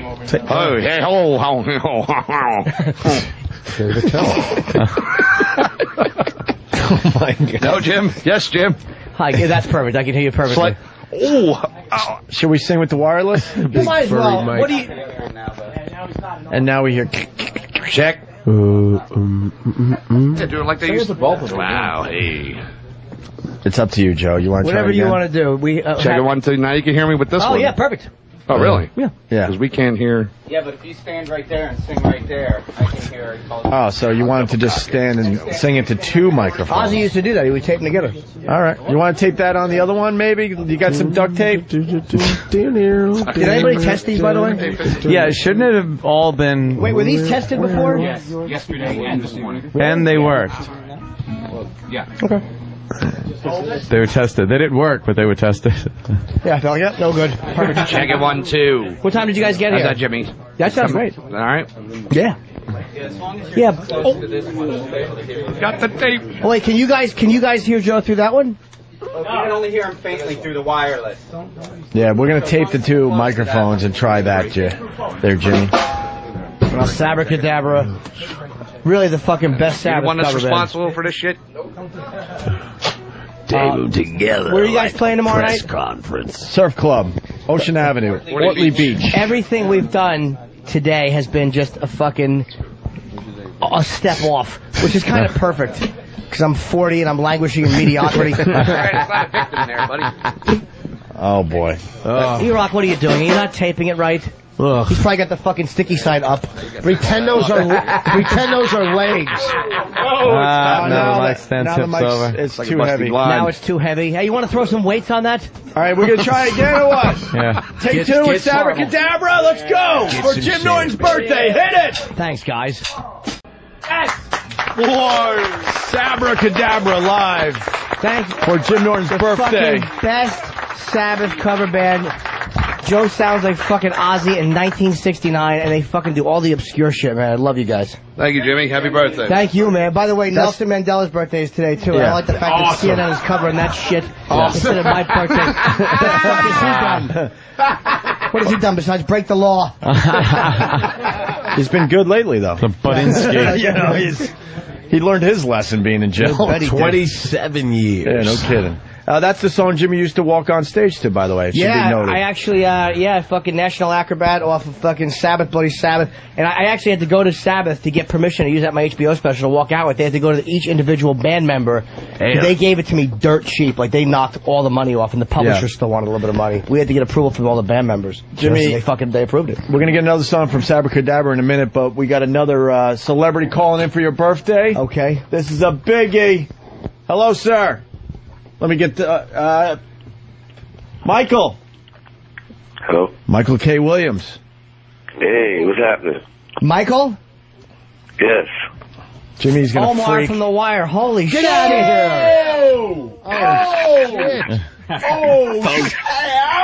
Hold up. Don't get scared. This ain't a hold up. I ain't got my shotgun this morning. I come in peace, man. I actually, is Jimmy in the building? I'm right here, man. Jimmy, Yeah. You did it? Yo, Jimmy, man, I just called this morning and wish you a blessed and happy birthday, man. And you know what I mean? Enjoy this day and may you have many more. Thank you, man. You know, it's amazing. We tried so hard to get you on the show. I'm a tremendous Wire God. fan. Everybody here is. I'm starstruck for the first time in a while. It's the best show on TV. Faux show it is. You, Michael. I cannot wait till August for the last DVD set, man. Me too. Do you know? Oh, word is coming. You got more information than me. It's coming out in August? In August, man. I was waiting in March, yo. I was like, I was in Barnes & Noble like, when is the last Wire shit coming out, son? I gotta see what Omar's about to do. They're like everybody else and TiVo them there. They kept them on the door. Godfrey, you gotta know better people. I got the last season around. No, you don't. Oh, yeah, man. I'll buy it off you right now. Yo, let me burn them shits, yo. Hey, Michael, when did you know they were going to kill you? Did they tell you in the beginning of the season, or did you find out as the time came? I mean, I knew Omar was going to die from the day I was hired. You know what I mean? They told me initially only it's supposed to be 7 episodes. Wow. And we're gonna kill him off then. But then they kept the character grew and they grew the writers they kept they developing him. But I always knew from day one that they were gonna kill off Omar. Hey, this is Rich Vos, big act, Comedy Central, last Comedy Central. Is it true that the little girl on the show was really just walking by and they hired her? She was really just like a street person. She's not a little girl. Well, You're talking about probably Felicia. Her name is Felicia Pearson. She plays Snoop, and we met actually in a local bar down in Baltimore, and we exchanged a conversation, and when she told me I didn't know she was a female. I was trying to figure out as I was talking to her, and when she told me she was a female, I was like, man, you got to meet the producers, and I brought them to her that Monday, and they wrote her in that same week, and she's been rocking ever since. That's a trippy looking dude, chick, dude, whatever. She was hardcore, man. You know what I'm saying? This is Godfrey. I'm talking. I have more credits than Rich. Listen, commercials. Hi, this is Rich Vos again, first white guy in Def Jam, and I just he did do it. Do you know? Hold on, you're the first white guy that did Def Jam. Yeah. We interviewed Russell Simmons. He didn't fucking remember you. Well, it was 10 years ago. Yeah, we forgot to bring that up there, Rich. It was 10 years ago. 10 years ago, we gave them all hints. We gave you him a name. We did everything. We're all Mike, weren't you in the Hulk, yo? Yeah, for like 5 seconds. For 5 seconds, right? He was in the Hulk. Yeah, but I had a bigger scene though. They cut it out for some reason, man. I had like dialogue and everything. Me and the Hulk had to sit down. They didn't want you. It was real sweet, man. They didn't want you to shoot the Hulk with a double barrel shotgun, son. How was it playing? Negative. You know what I mean? Hey, how was it playing a cop in what was that? Gone Ben Baby Affleck's Gone, Gone Baby right? Gone, yeah. It was weird seeing he's a cop. That was a lot of fun, man.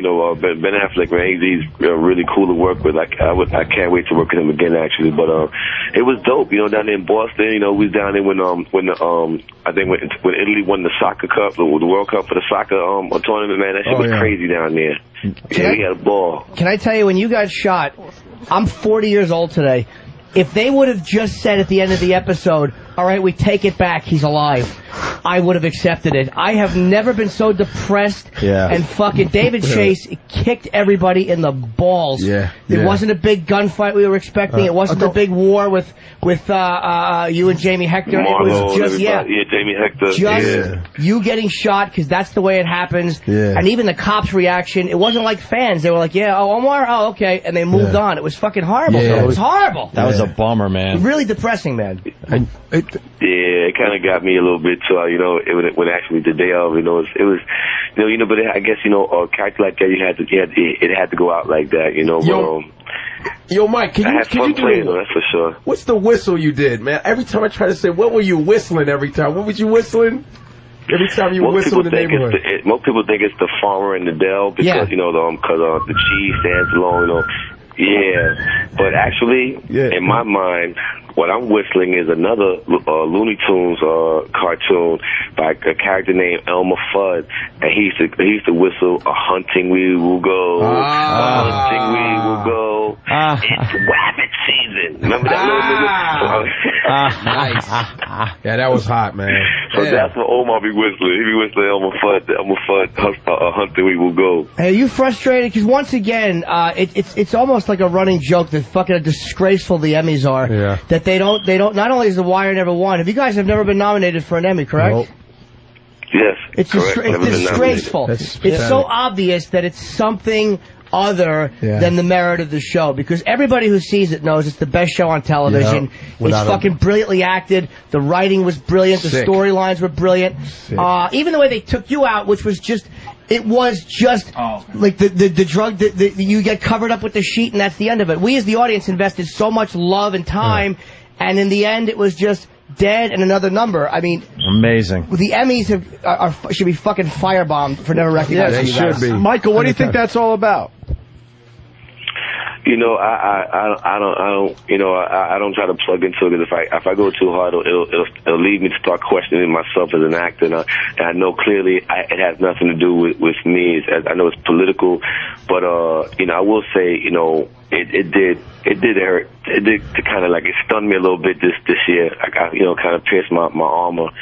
Normally I don't pay any attention to the other years, but for some reason this year, because I know there's no next year, I guess.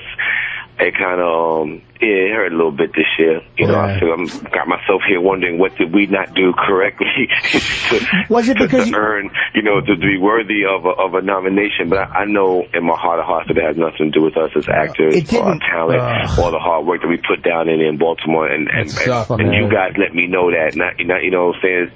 The amount of love and admiration I've gotten over the years in this character from just people, whether you be in the business, whether you're an interviewer or not, just the amount of love we've gotten. I know that the show is worthy of that. You guys make me know that, and I take all the love and all the fun I've had just talking, doing interviews and talking about all the crazy things I had to talk about involving Omar. I've had a ball these past 5 years, and to me, I'm going to take those good memories. I'm going to make that my Emmy. You know what I mean? And keep it moving. That's, you know, that's what the business is. And Mike. Thick skin, baby. Michael, here for the long haul. I'm assuming that you're just completely blowing up after your performance on The Wire. You got to be getting a million offers. God's ears. I'll take that. Yeah, come too far to turn back now, you know what I mean? Yeah. Turn too far. You were I'll take that. What was it, 6 episodes you said you were supposed to do? They just had you as a peripheral character, and then all of a sudden the character was just so interesting, and there was this whole, it was like a Robin Hood in a weird way, but it wasn't a hokey Robin Hood, it was a believable guy who just had a set of morals and a code that he lived by, but happened to carry a shotgun and fucking steal dope. Yeah. And the dude I went to school with. And the thing is, you like men. I was like, oh, this dude's kissing dude. He is the baddest homosexual ever. This is like I want to be gay with a shotgun, son. You know, Michael, the kissing was definitely a little rough, but Michael, when Michael K kisses, is a whole different ball game. What do you say, Michael? I said it was rough for you. Imagine what I had to deal with, man. In my career, it would say, here lies on Michael K. Williams. His first on-screen camera kiss was with another man. Well, you know what? I would assume your boys are like, they give you a little something for that, huh? Listen, I mean, in the first year when the initial shock, when it first hit, it was like, yo, what are you doing? And let me tell you, for a scene on that show, I would. Let him finish his fucking. But, you know, by the second, third season, I think everybody pretty much had forgotten about it. Actually, it became like, no, it was like, so what? Matter of fact, after like by the third season, no one was talking about that. I think by the middle of the first season, once people saw it and got used to it, the character, who you were, overtook it, and it didn't matter. Nobody gave a shit. That was just like a peripheral or a separate personality trait. The main thing was that when Omar showed up with that long coat, no matter how warm it was out, and a sawed-off shotgun, there was going to be a problem. And I think that's what people focused on. Oh, man. I think that's absolutely correct. I think at the end of the day, I told people, you know, the last thing you're gonna remember Omar for is who he went to bed with, you know, which is the way it should be in real life, you know. But yeah. Yeah, right. Ross wanted to ask you something. No, forget I fucked up. What'd you fuck up? So I'm sorry that Godfrey cut you off. And it was my mistake. This is Yo! Listen, my wife is like a little white girl from Canada, and it's also her favorite show on TV. It's just, I just want to say you brought a lot of enjoyment into our lives. We would watch the show, and it was like a drug for us. We would do 3 or 4 episodes a night. We couldn't stop watching it. And Michael, we're all making the same uncomfortable face at Rich that you're making listening to him. when he says, I know you love the show. No, I always tell everybody, The Wire's the best. Get The Wire. You do. I'm like a fucking publicist for The Wire. You are a big fan. Rich, you really added a lot. That's all we're saying. No, I just made a mistake before. I cut him off by accident. You added a lot. I don't mind. Nah. It don't cut off. But listen, man, it's been a good ride. We have fun. We have fun down there in Baltimore, and that's what we do. My issue wasn't that you know something. Hey Jimmy, guess what? I'll tell you this. Guess whose birthday was yesterday from the Cavs? I don't know. I'm gonna go with Bubs. Wood Harris. Wow, Bubs, good answer. That's Andre Royal's birthday was yesterday. Who said that? Andre Royal. Opie got that, but I was thinking it. we had. I don't know his real name. Andre Royal. Okay. Yeah, we had him in. We had him in. He was great. Yeah. He was great. We had a lot of the guys in. Him and Tristan came in together. Yep. We had. Tristan just had a birthday too. You know that, right? How old was he? Like 16? Tristan's got to be like 19. Tristan turned either 19 or 20 about 3 or 4 days ago. This week just passed. We had Chris in. I can't pronounce his what's his real name? The guy who played Chris. His real name is Tristan Wiles or Banger. Oh, Banger. Yeah. He was in, and we had Isaiah in, and a friend of mine is dating. He came to a show I did. Reginald. He played the assistant. He's bald now. He played the assistant to Carcetti. The assistant to Carcetti, and he's bald now. Oh, I don't know with the mustache. Name, but the mustache, right? Yeah, the mustache. The curly hair on brown skin brother. Boys. Reginald, yeah. Deep voice, yeah. Reginald, yeah. Yeah. He was in the corner too. He played like a junkie in the corner. A lot of those guys, it's amazing. The flipped roles that they had in the corner now were completely opposite The Wire. Well, one of the guys was from Oz too. The dude that was playing Point all the time. He was on Oz. Light-skinned dude. Seth Gilliam too was from Oz. Seth. And one of the dudes used to be a doorman at Caroline's, Barksdale's right-hand guy. Yeah, of course. Oh my God, he's British. Yeah. Dominic? No, not him. It's just Elba. Idris, he's like a DJ in London too, a big time DJ. He's a huge DJ. He's doing a DJ here in the States as well too. At the end of season 3, I'm not going to pronounce his name right, brother. I want to say Faison. Am I right? Oh, Faison, Frankie Faison. No, when you guys shot him together at the end of season 3. That's actually Michael Potts. He plays Brother Mouzon. Oh, Mouzon is Mouzon, right. That was one of the best scenes. Yeah. I mean, this is not. I know you call in and we're just giving you our favorite scenes. It's like fucking bunch of children. Yeah, Mike, we've discussed Jimmy's birthday. What the hell? We've discussed Omar forever on this damn show. Man. Omar's he's in one of my bits on stage. I nice use him to in see one of my talented black actors that don't rap. So I'm sorry about God. I'm sorry about Godfrey's black, by the way. I do. I'm a black man. I just want to let you know.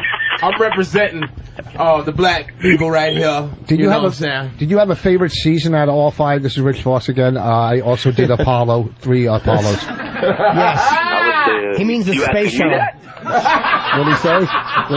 You asking me what's my favorite season? Yeah, I asked Rich Vos. Well, I think my favorite season would have to be 4. Yeah, 4 I love the kids, the storyline with the kids and what they go through, man, and the school system.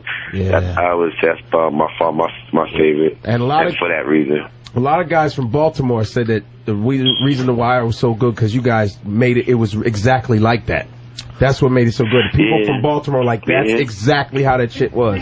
Well, we heard rumors. We heard rumors you guys would hear like gunfire every once in a while, real gunfire on set and stuff. Is that true? Absolutely. Oh yeah. Man. Oh yeah.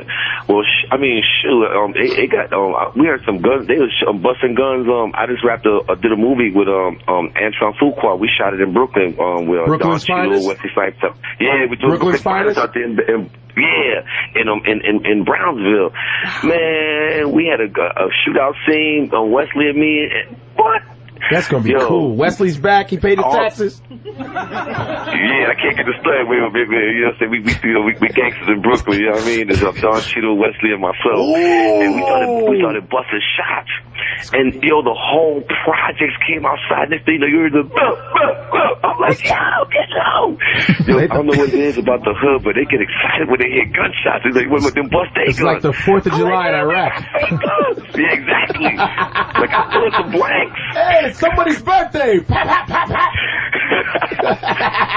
So Don Cheadle's in this too? Don Cheadle, man. Yeah, Don Cheadle, Wesley Snipes, Richard Gere, and Ethan Hawke. Whoa, that's gonna be hot. So you're really and Weebay. Y'all remember Weebay? Yeah, of course. Ron Johnson. Yeah, nice ball in the I was leg. in it too. Yeah, we all play some. Who you playing? Brooklyn. Who you playing? Red? Who's Red? My It's character's Red. name is Red. Red, you Red? You read the script. Yeah, I'm no, Red. I auditioned for that shit. Get you, man. But you know what? I love it when guys like you get those roles because I'm like, this dude is one of the most talented dudes around, man. You the shit, man. That's real. Absolutely. It's real shit. Thank you, You're a brother. bad motherfucker. Hey, Michael, You- this was a pleasure for Jimmy's birthday. Michael K. Williams. What's the next thing we're going to see you in? I think in September I got the new Spike Lee joint coming out, Miracle of St. Anna. It'll be out in September. That's the war movie, and then right? I got the war movie about the Buffalo Soldiers. In and then Italy. I got the Road coming out in November with Viggo Mortensen and Charlize Theron. Oh, good. So you're doing That's some real work. the Great, Cormac man. McCarthy book, huh? It's great to see you really working. Godfrey said you're blown up. It's great to see you doing films after that. I just read The Road. They're making that into a movie? Oh, it's done already. It'll be out on my birthday in November. And The Road is really fast. Entertainment Weekly called it the best book of the last 25 years, and I literally just finished it. What part are you playing in that? I play Cartman. I'm the thief with the cart. Oh, okay, right on, man. Yeah, that's an actor. That's going to be a good film, I'm thinking. Well, you got to come in to promote it, man, because you're the one guy. We've been trying to get you in for so long. We're really fans of the show and fans of your work. We would love to get you in here. And we're just basically a fucking room full of dopey fanboys who will promote anything you're doing. Because I don't think... Listen, I'll bring my six-pack and we can sit there and chop it up. It ain't no problem. Yeah, come in, man. I don't think Michael. I don't think Norton made it clear enough. We're absolutely not gay, but we would take a tongue kiss from you. Absolutely. I mean, that's how. Not because we're not gay, but I mean, that's how much we love you, motherfucker. Shit, for an autograph, I'll let you smack me in the face with your penis. That's what I'm saying. And we'll let Jimmy go. Damn, By the Rich. way, that was Godfrey Rich. again. Rich would let anybody smack his face with a dick for anything. Fuck. You heard? Thank you so much for calling. Oh yeah, by the way, before you go, great scene with you and Bunk in season 3 on the bench. Oh, sweet. Yeah. Oh yeah. Yeah, that's one of my favorite scenes, actually. Yeah, on Wendell now, whenever I know I gotta do things with Wendell or S. Roberts who played Butchie or Providence and Joe. Whenever I had worked with those three guys, for some reason I would cross all my T's and dot all my I's because those dudes would bring it, and I just made sure, you know what I mean? I was always excited to have scenes with those guys, man. It was a good day in the office. Well, you were great. Did some good work. Yeah. He had most of the dialogue in that scene, and then you just, as he's walking away, you just spit what was probably the fucking biggest loogie ever spit on film. And it was just great. It was just, I know that sounds like anyone didn't see it, but that spit at the end just showed your disgust with what he had said. It was great. His spit was better than my whole acting, period. Yeah. Just his spit. One more thing. This is Rich Vos from White Boys in the Hood, Showtime at the Apollo. If you're in Atlantic City tomorrow, I'll be at Trump Marina if you want to come by. That's true, At Trump yes. Marina. Exactly. Man, thank You hear the I'm silence? having my He's not annual coming. black party tomorrow out here in Jersey, so my family and stuff. We're going to be on the block doing the round the way thing. Word. Hey, Michael, I know you're a big star, but you would fit in perfectly with the show. You got to come by and hang with us one day. No, seriously, man. Seriously, anytime you guys, whenever you guys want to fit me in, man, we work something out and I come up there. Yeah, come in person. You know what I mean? Now, mind you, I hope you can smoke up there. I'll bring my kush now. We good? Yeah, you can do what you want. We'll Yeah. We don't have bosses right now. You can do whatever the fuck you want. I'm only playing. I ain't gonna wild y'all like that. All right. Dude, thanks for calling. It really meant a lot to hear from you because I'm such a fan and all the guys are fans. That's cool, and thank man. you so much for taking the time. We really appreciate it. No doubt, man. Once again, Jimmy, happy birthday, man. God bless. All right. Thanks a lot, Michael.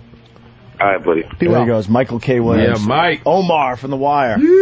How fucking cool is that, great. Jimmy? That was the best fucking character on TV. Yeah. Was the shit. Why don't we get another song from Sabbra Cadabra, and then we got your next surprise here. Oh, you guys have more surprises? Yes.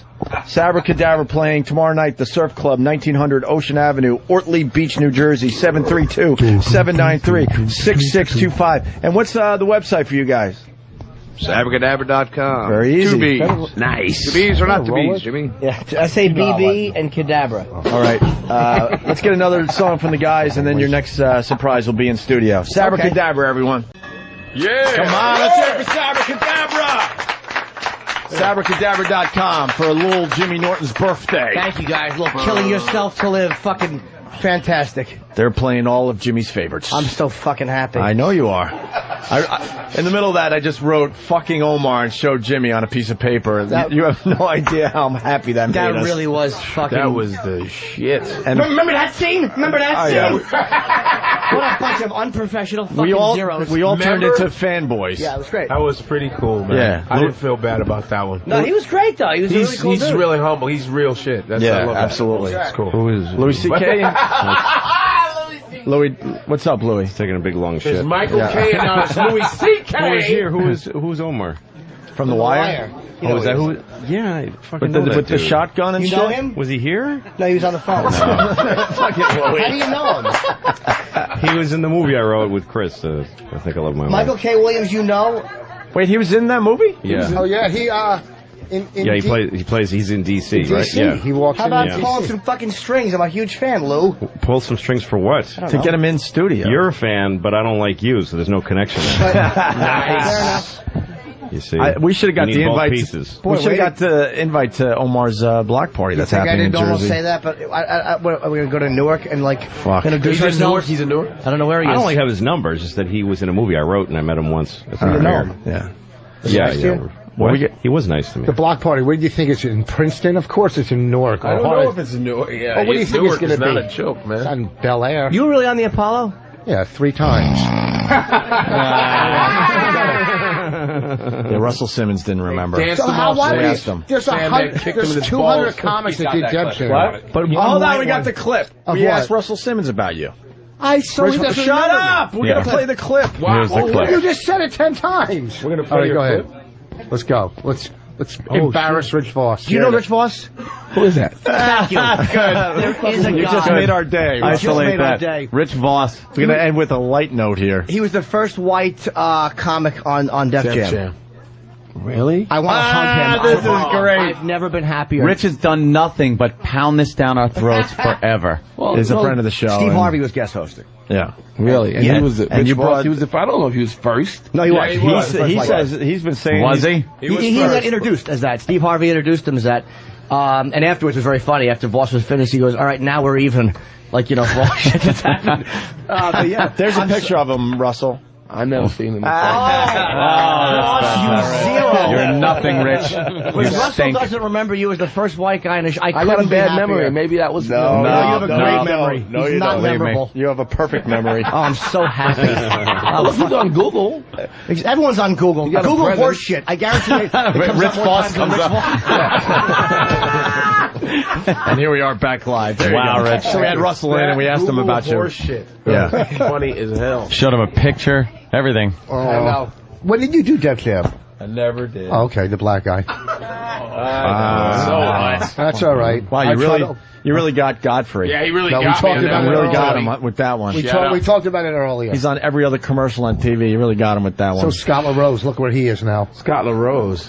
All right, we got Godfrey in LaRose. studio. We got Louie CK in studio. Sabbra Cadabra. Yeah. Jim Norton's birthday and a big surprise after I the have break. to tinkle. I hope nobody minds. Well, make sure he doesn't see the big surprise. Hide whatever the surprise is, because Jim has to tinkle. We Has to make piss come out of his cock we want to do the big reveal live on the show, so stay on there. his birthday. This is Dr. Phil. Even without the yellow treats and the trannies and the crinkled paper bags on the feet in rest stop men's rooms. What we have here with this Norton character is a child's garden of perversion and dysfunction. You do know that, right?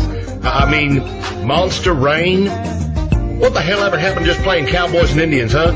Or Stickball or Candyland, for Christ's sake? Happy Jimmy Day to the funniest, most talented comic working today. Not you. Why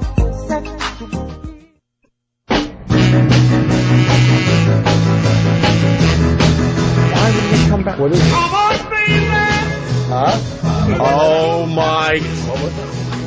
Oh, wait. Ah, God, nothing's going right. Problem? Why the fuck would we come back with this? Why not? This is the fucking surprise guest, you asshole! No one would know. Why else would we play Chubby Checker coming out of a break? I don't know. You got a Chubby Checker coming in a few minutes, Jimmy. Anyway, welcome back to the Opie and Anthony show. Oh my God. I think he might have just thought it was an obscure kind of song. Fuck no. Come back with. What, after 4 years of satellite radio, we're going to come back with a Chubby Checker fucking... We've done that. No, we haven't. Oh, yeah. Ever. Jimmy's not stupid. Yeah, he is. We go to break. We go to break saying we got a very special guest for Jim Norton, and then the first thing you hear before we go live is a Chubby Checker song. Would you have put 2 and 2 together there? What? Bring Club Soda Kenny in here. It's the Opie and Anthony show celebrating Jim Norton's birthday. We got a huge crowd outside. You guys having fun or what? They're in the darkness. For some reason, we decided to turn the lights down, so they're just shadows out there. But guys, for coming to Jimmy's birthday celebration, we're going to give everybody a pair of tickets to the Virus Show August 2nd. At PNC, Homedale, New Jersey. Tickets through Ticketmaster. We got all the guys. Rich Vos is going to be performing. Jim Norton, Patrice O'Neill, Bob Kelly, Otto and George, and many, many others. So August 2nd is the show, PNC Bank Arts Center. But you guys all get a free pair of tickets to the show. Also, we got Sabbra Cadabra here.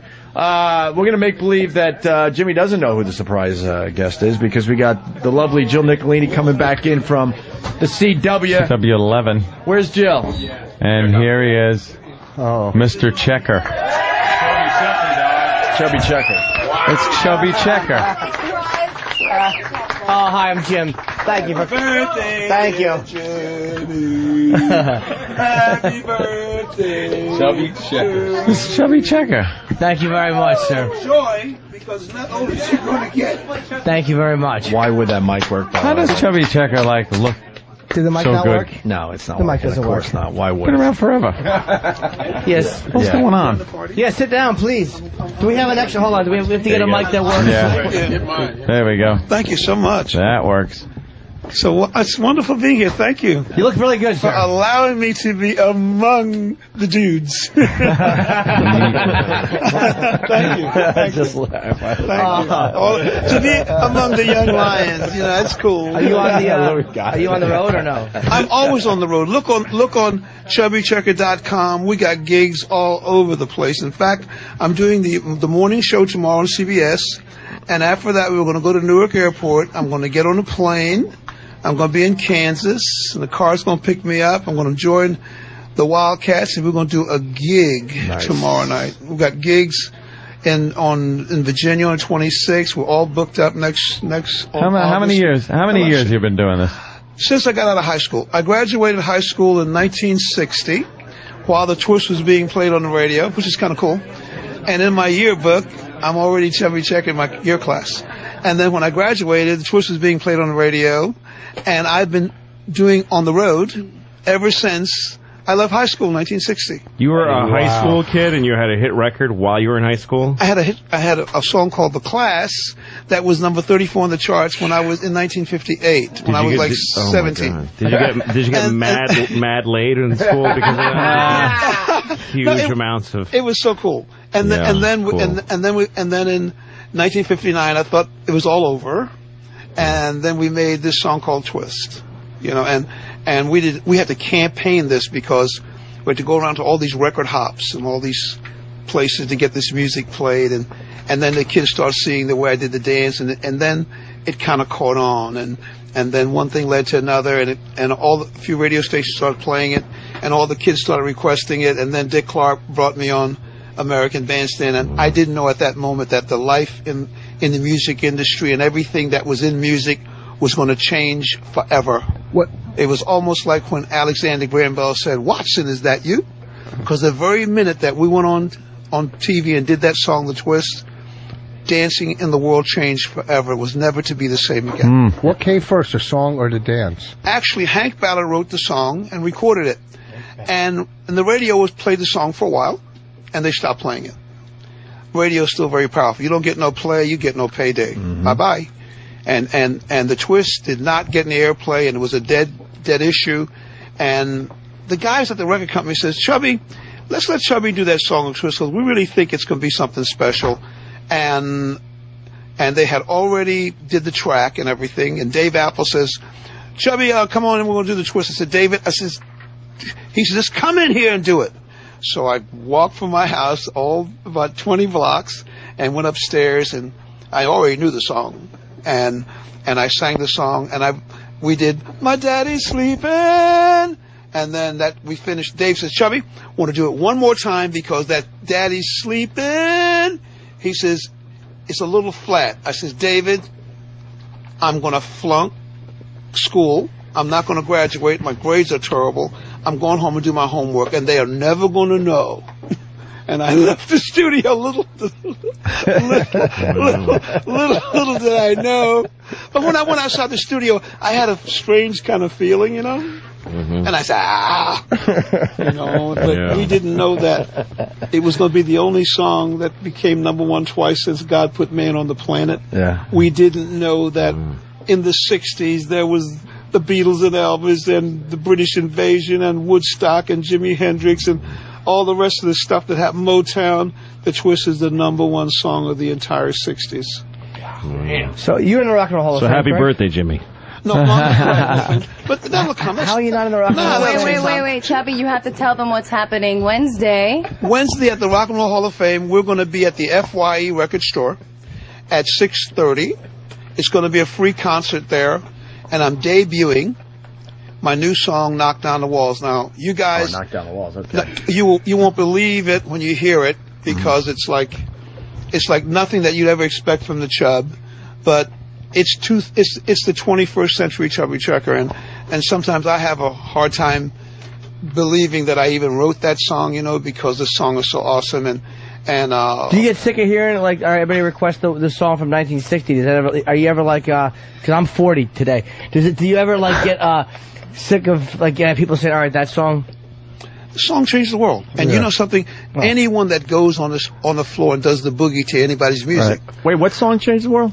The Twist. The Twist, right. I'm not a very good dancer. Do people ever say that you're in better shape than Jacqueline? I'm looking at you, and you're just so tight, and he's in good shape, all the people at XM, God is with me. He's looking after the Chub, taking care of me. Did you ever go on those tours too with Alan Freed, the doo-wop tours? You want to know you were in high school when they happened. It was a little before me. It was right before you.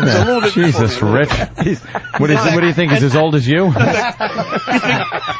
Alan Freed. He was a pretty great guy, Alan Freed. That's why the Rock and Roll Hall of Fame is in Cleveland, because of Alan Freed. They got his ashes there. But it's great. Another Jew. Good people. What? Hey, Mishpucha. Me too. Mishpucha. Hey. What does that mean? Family. Okay. I thought it meant that's a banking term. How can you be a heathen? You can't be a heathen and not know that. Banking. I'm not Jewish. You're not Jewish. I am. Rich Vos is. Hey, I am, and I didn't know what it meant. He's an Irishman, one of our own birthday, one of our own. It's one of our own lads. Wow. Happy birthday, Billy. One of our own lads. That's pretty good. You ought to hear Bob do his English accent. I was good grade. So the new song is debuting when? On the 22nd, the official release is on the 22nd. We're going to debut it at the Rock and Roll Hall of Fame, 6:30. That's a Wednesday. It's a free concert. It's in the FYE Record Store. I want everybody to come there because we're going to kick some butt there. We always kick butt.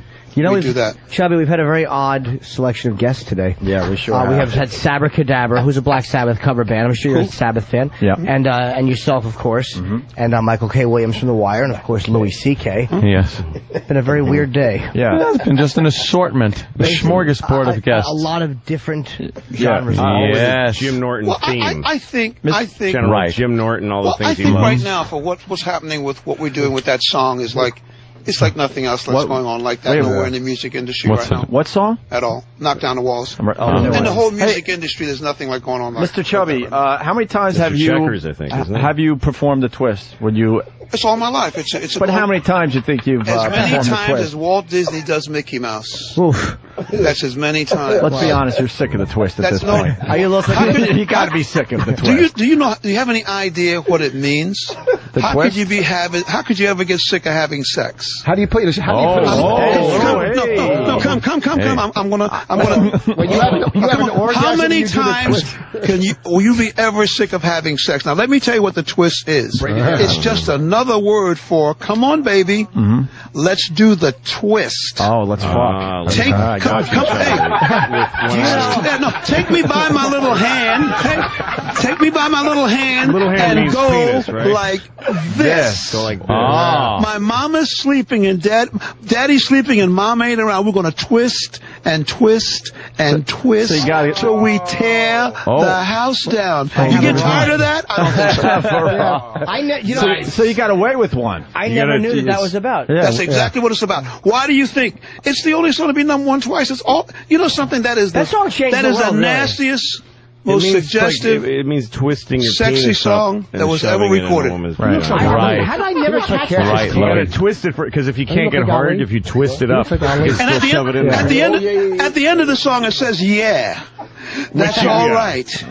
Yeah, twist so nice, twist, boom, boom." Why don't you do an X-rated version, man? No, ask Rudy Raymore. He does it. Yeah, really? Rudy Raymore does all the nasty twisting. Dolomite, yes, I've met Dolomite. He does some nasty. How about this, guys? Disc jockeys. Have you ever heard of an artist having 5 albums on the top 12 all at the same time on the charts? Oh my God! No. Well, Foundry did it back in the day. Foundry certainly did. No, sorry, never only happened had before. 4, not 5? Never happened before. All right. You have 5 albums in the top 12. 5 albums in the top 12, all on the charts at the same time. Are you doing the Ali story too? Wrong about that. What's up next, by the way? How about the first platinum? How's that? It looks like Ali's old trainer. First platinum. I love Chubby Checker. Let me tell you about Ali. Want to hear about Ali? Yeah. Tell us about some celebrity. I taught Ali how to run his big fat mouth. Whoa. Did you really? Listen. When he was Cassius? No, true story. Yeah, when he was Cassius. I was in Louisville doing a concert, and there he was. He and his brother Rudy came in to see me, and I love Ali. We're good friends. Ali has a brother named Rudy? Named Rudy, yes. Who the fuck knew that? And they came into, so Ali, Cassius says, he said, I like you, your music's real nice, man, everything. Yeah. He says, I want to be champ. I says, what are you doing here? I says, you should be a movie star, not a fighter. You look too pretty to be getting your face banged up. He said, no, but I want to be champ. I said, so what do you want me to do for you? He said, well, you can give me some pointers. Right. Can you help me because I'm young? And, and I said to him, I says, come on, Cassius, baby. I said, Cassius, do the twist. How good are you? He says, this is what he says. I'm the best that ever lived. And I says, really? He says, I said, I know you're good. He said, I'm the best that ever lived. I said, I'll tell you what you do. I said, if you're the best, I says, when you go out in the ring and you look at it and you say, he's going to go down in that round, can you do that? He said, he thought about that for a while. He said, I said, can you do that?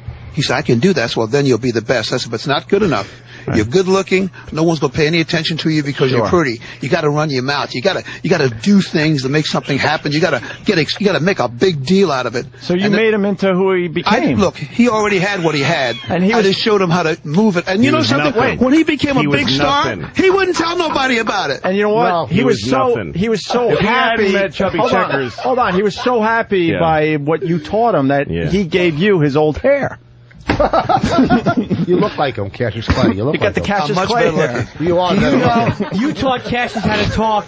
Vos taught Sonny Liston how to be stupid. I really felt sorry for Sonny because Cassius came out and he picked up the chub because in the 5th round he's coming out in the 6th. He says, This is it. Yep. And that invisible punch came, and the rest of the story. So I wrote him a letter about 5 years ago on his birthday. I says, why didn't you ever tell anybody about that story about what I said? You don't want to share your fame with me, huh?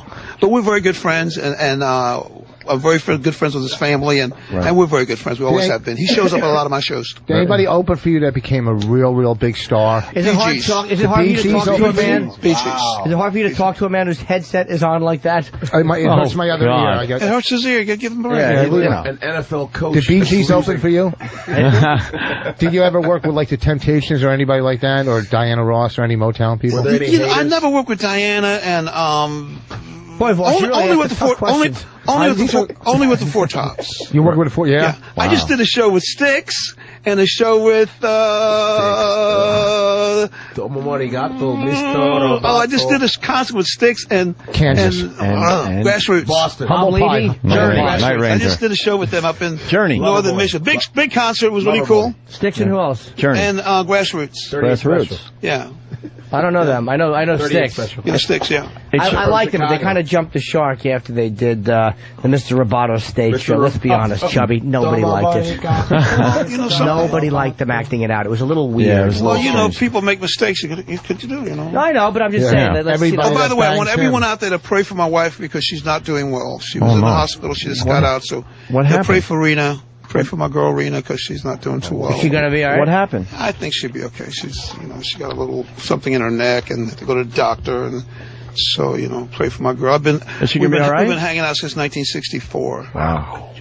So, are you worried? It's a long time. Of course I'm worried. If you live with somebody a long time like that, they kind of, so. Anyway, I just wanted to bring it up so when you think of the Chub, think of my girl and say a little prayer for her, okay? You ever get sick of the recognition or people, obviously people flock you because you're Chubby Checker. Does it ever get to be irritating where you just want to be kind of left alone?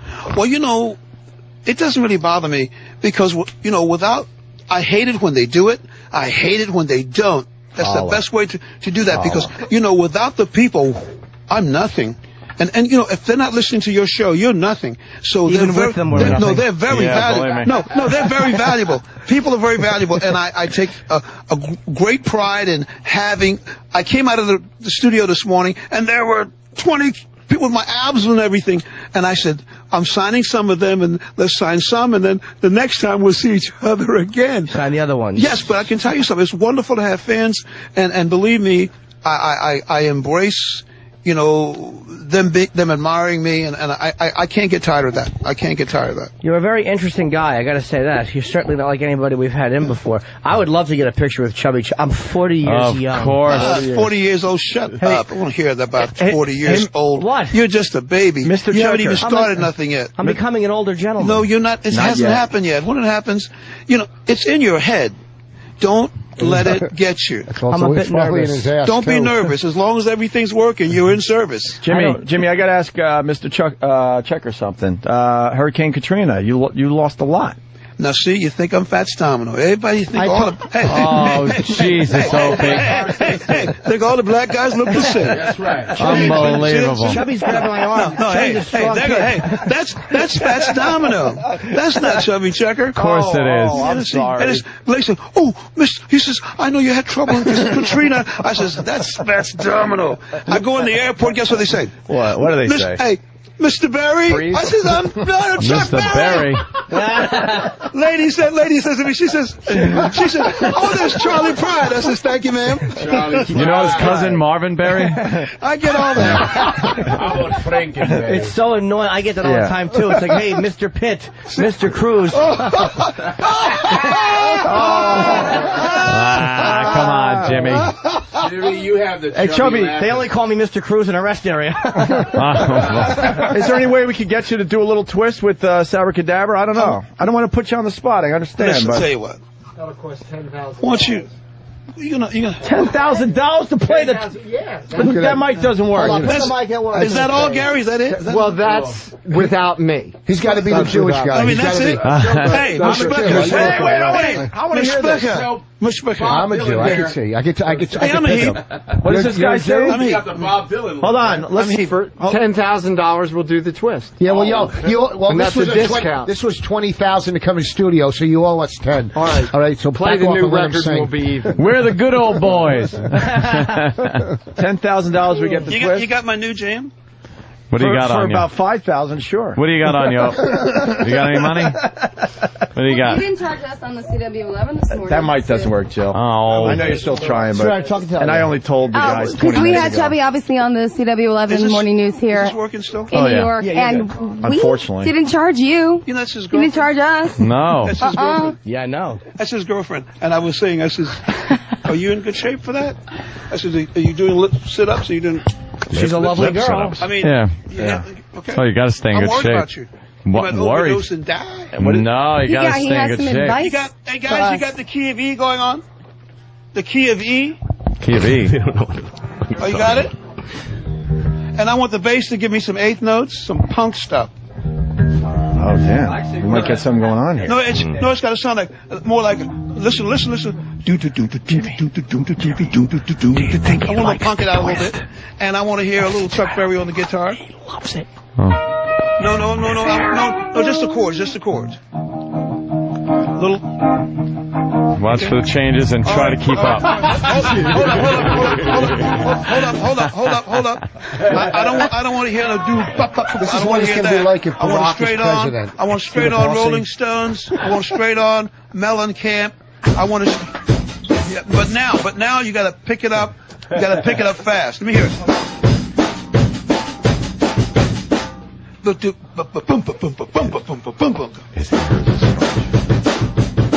Okay, let's see. Here we go. All right, let's see. Chubby's getting up. Let me hear it again.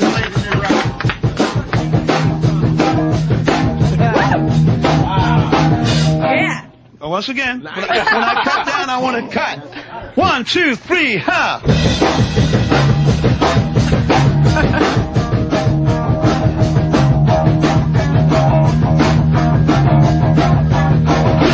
Come on, baby, let's do the twist.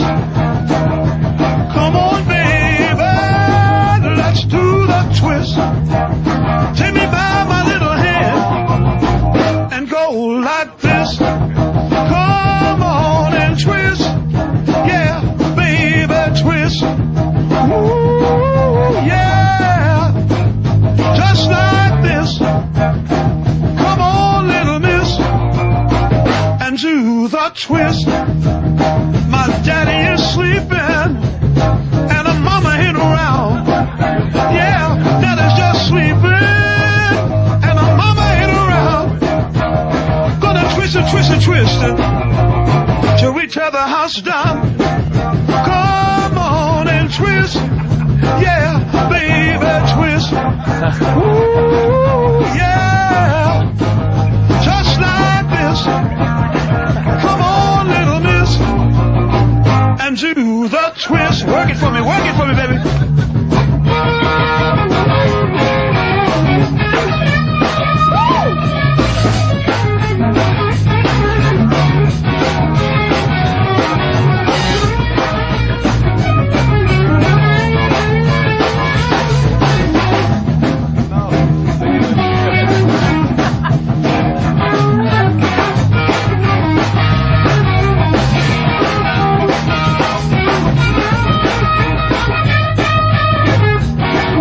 Yeah, you should see my little sis.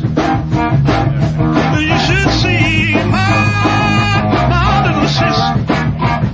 She really knows how to rock. She knows how to twist. Come on and twist. Yeah, baby, twist. Ooh, yeah. Just like this. Come on, little miss, and do the twist. Come on. Yeah. That's alright. Yeah. Twist all night. Twist.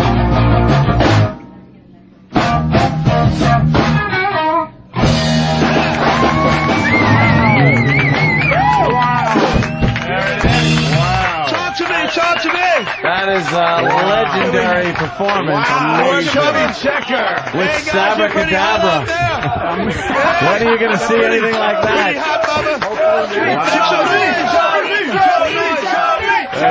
Chubby. This is amazing. Wow. Chubby Checker backed up by Sabbra Cadabra.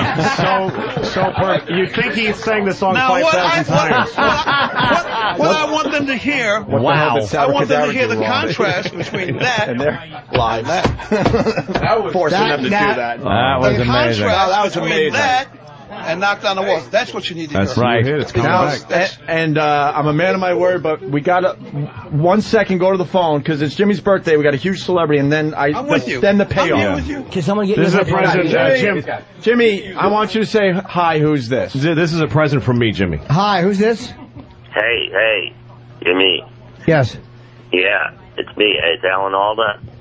I got him to call you. What? It's Alan Alda. I got him Alan to call Alda. you. Alan? Absolutely. This is Jimmy, can you hear me? Yes. Happy birthday.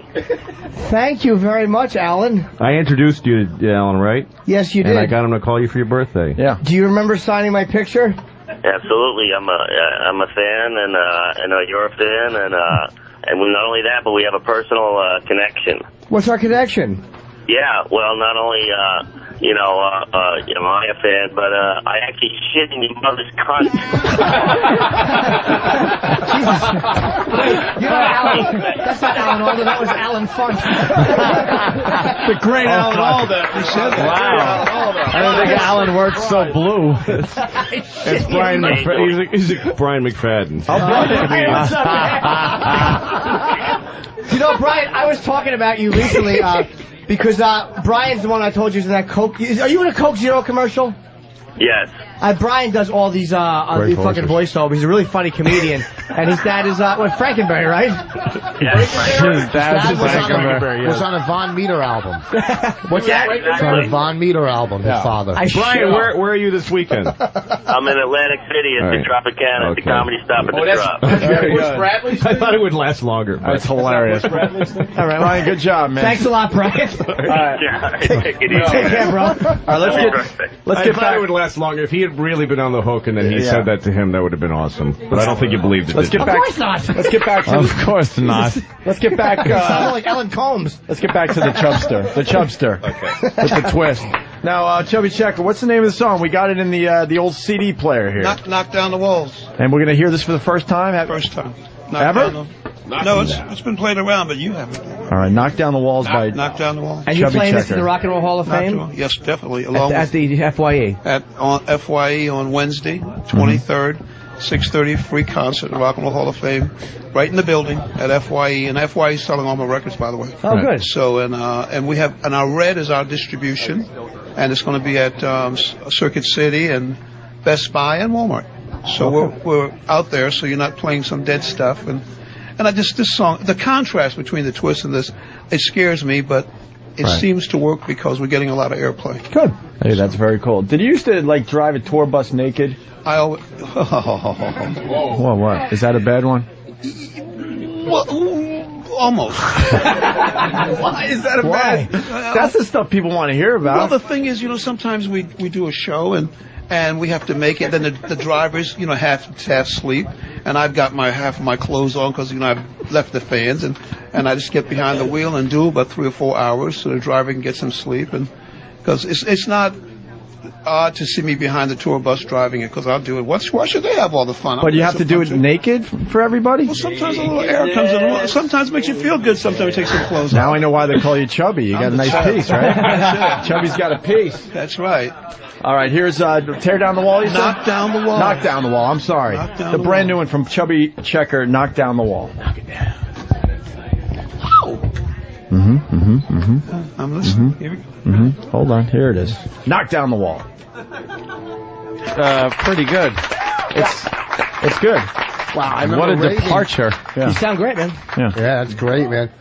Quite the departure. It's going to be a big hit. Is John Hughes going to use that in the next teen movie that he does? Has that kind of John Hughes, teen movie feel to it? We have to say anything where Cusack lifts up. Yeah, good. Sure. Knock down the walls. Is this off the new CD, All the Best? Yes.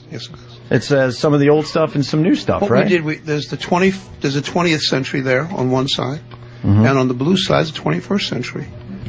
And it's just, I don't know. That's very clever. Are they the first garage band you ever played with? Actually, was it the guys from Wishbone Ash? Really? Yeah. Well, the guys from Wishbone Ash is doing the guitar there, and it's tasteful. It's a whole new audience because now we're getting play on stations that we never got played on before, and so we have another audience, and it's kind of interesting and.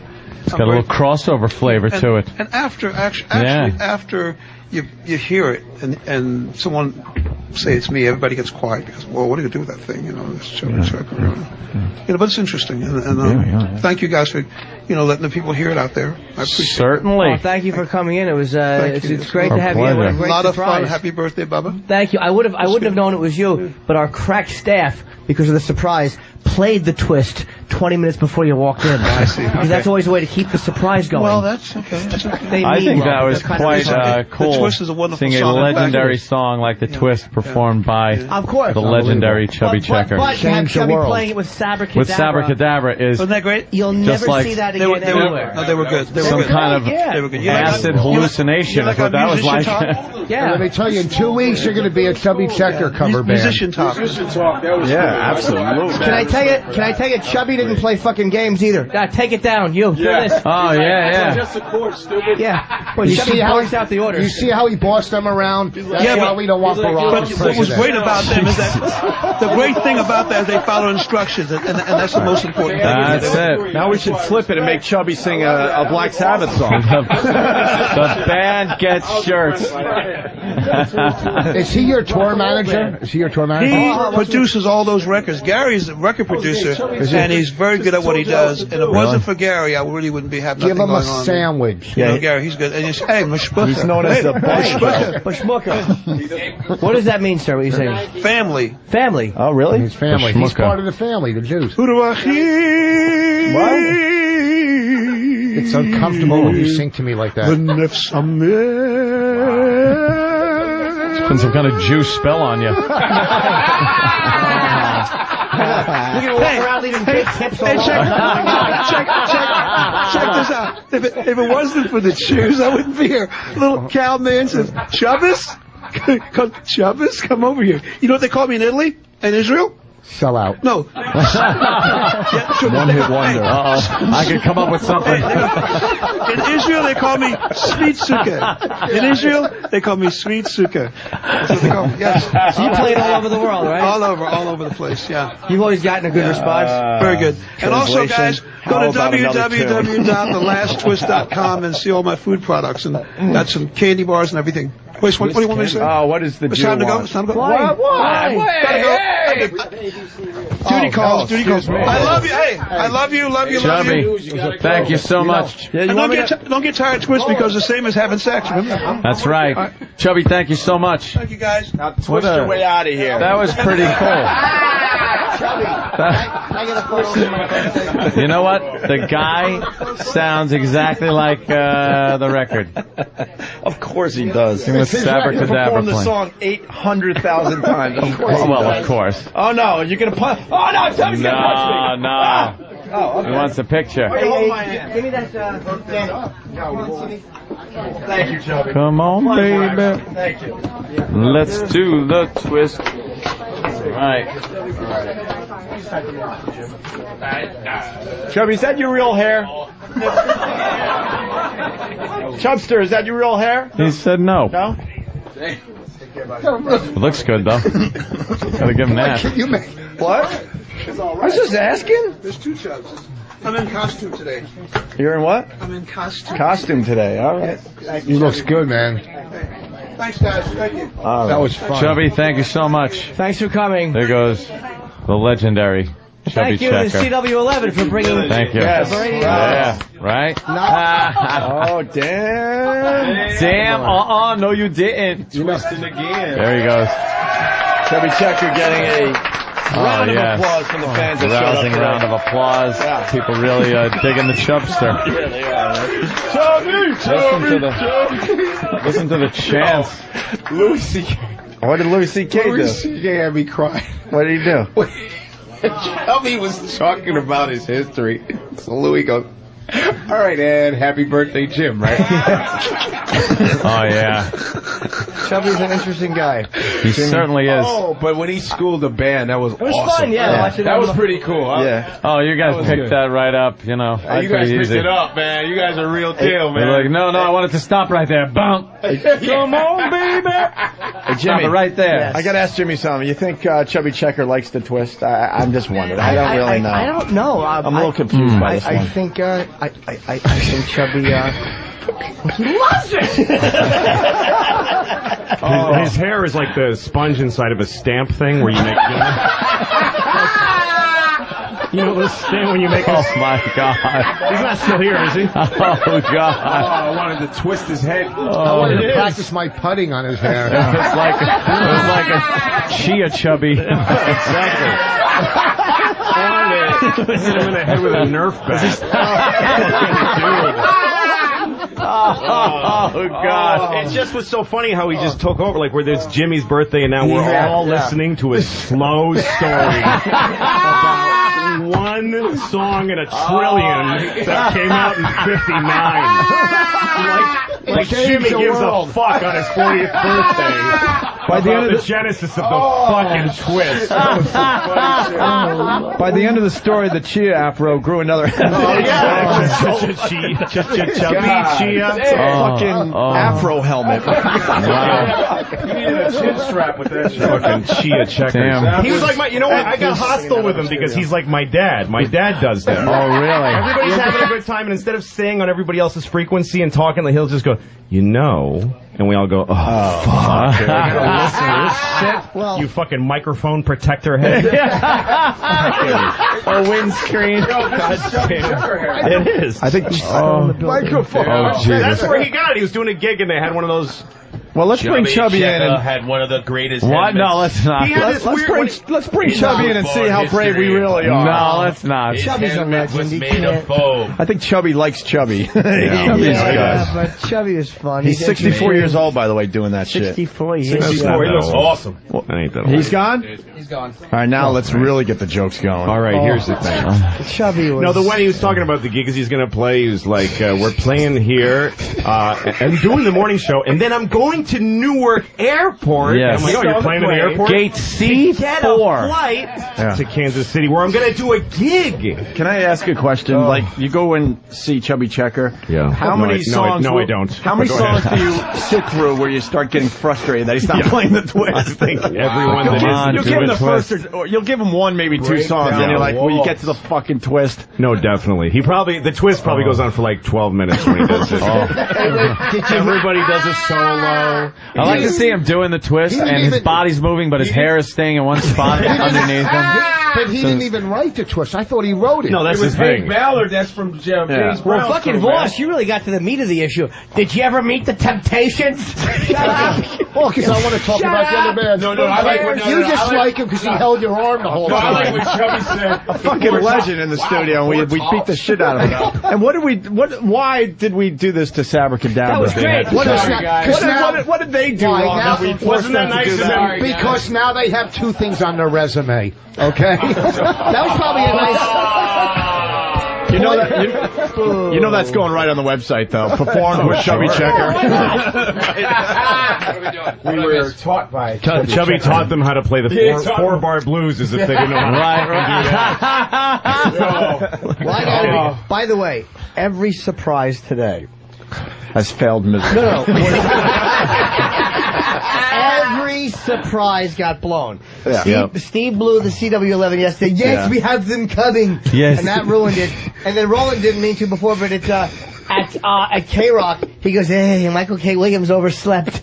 So you knew he was calling. But I didn't think he was calling in, to be honest with you. And then the twist music, it's a mix. We're the worst. Yeah, we got a big surprise. And people think the government knocked down the Twin Towers. People can't keep a Chubby Checker secret. That was the big get today, too. Chubby Checker. Yes. But it just was funny because, like, that's Jimmy's. I was like, all Jimmy ever wanted on his birthday was to hear the history of fucking the twist. I was happy that he came in, but when they said we got a big guest, and then I heard the twist. Yeah. And Opie said, well, that's our big guest. And I'm like, I hope fucking Ozzy did a cover of that. Hey, we got a girl that wants to come in and give you a little present there. Oh, who's the girl and what's the gift? What, Job, and how much? I don't know, Jimmy. I don't know. I love a good gift. And Margaret, somebody said No. Somebody over there. Holy Hello, shit. it's just me. Sorry. I don't think I could follow Chubby Who's Checker. that, Michelle LaFong? No, this is Janine, who used to... Hello, dear. Hi. Who's lost how many pounds now? I'm about 177. Wow. Oh, wait. I use Chubby Checkers. You were huge. And you don't even Thank you. You don't even have the lesions on you. I do. Oh. Frank the Frowner. What is that? That's made out of what? These are figurines that I made for you, Jimmy. There's 5 of them all together. Let me see, Frank the Jimmy. Frowner looks like an ass. I know, I'm sorry. Jimmy, can I... I'm not that good. Jimmy, can I see you? No. Oh, boy. I have spares. That's never good. You're gonna stick pins in them, Jimmy. And, hey, Steve. Where's Steve? I have a question for Steve. Steve? Oh, sorry. Steve, What happened to the other people? What? God. Whatever happened to, like, This is the worst birthday I've ever seen. Oh, dude, it's horrid. This is so There's actually sad. one thing left. There's actually one thing left. Here to suck the poor kid's cock. It's his birthday. It's sad. 2 hours sleep for this. I got no sleep. What do you want next, Jimmy? You want another Sabbra Cadabra song? And then we set up your last surprise? What, yeah. There's another one. Wait. Yeah. Oh, Ted the Light Bulb. You made little Ted figurines. We got... What are they made out of? Clay. I make them. Hey, they're made of clay. What other surprises could there be? That's creepy. Well, Louie, It's really disturbing. We got you fishing. We got you fish and chips from the airport in Kansas. We know how much you love fish and Louie. chips. Sorry. The final surprise is going to be Little Richard. He's going to come in and suck us all off. So, It's really cool to be on a radio show that apparently has never met me before. Thank God he called you. all right, let's get some Sabbra Cadabra on the air. Oh, these are great. Wait, here's the big plug for those guys. Tomorrow at the Surf Club, 1900 Ocean Avenue. That's nice. Ortley Beach, New Jersey. SabbraCadabra.com with a bunch of B's, right? You guys do double B's? Oh, boy. We can't hear We can't plug their website. We can't hear them. Oh, boy. We still don't have a... 732-793-6625 for tickets to see Sabbra Cadabra. Hey, how about this one? That's better. All right. Yeah? Well, great. Okay. So, Once again, it's Sabbra Cadabra, and then Jimmy's final surprise, and then we'll... 170 pounds. Is that unbelievable? In a year. Yeah, Janine, she's like a regular at FH. She's a I friend can't of lose mine. fucking 5 pounds. You're so fucking doable now. It's not even funny. And you don't even have a lot of skin extra. I do. I a really lot do. of skin extra? A lot of Why do skin you talk extra. like E.T.? Or fucking Yoda? You don't have a lot of skin extra. Hey, look, just because your birthday party's bombing, don't take it out on me. Well, you're a big part of that fucking... You're the fucking detonator on the fucking bomb.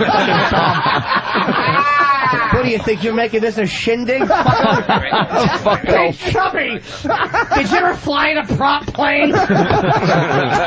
Were you on the plane with Buddy Holly? Fucking irrelevant questions. Chubby, do you fly business or first? Well, you know. Do you have to check your hair? Chubby, that hairy candy dish on your head. Can I eat a Luton's cough drop out of it? Fucking worst questions I've ever heard. Oh, my God. What does the twist really mean, Chubby? I thought Chubby took the black mold from your old apartment and put it on his head. That's cool.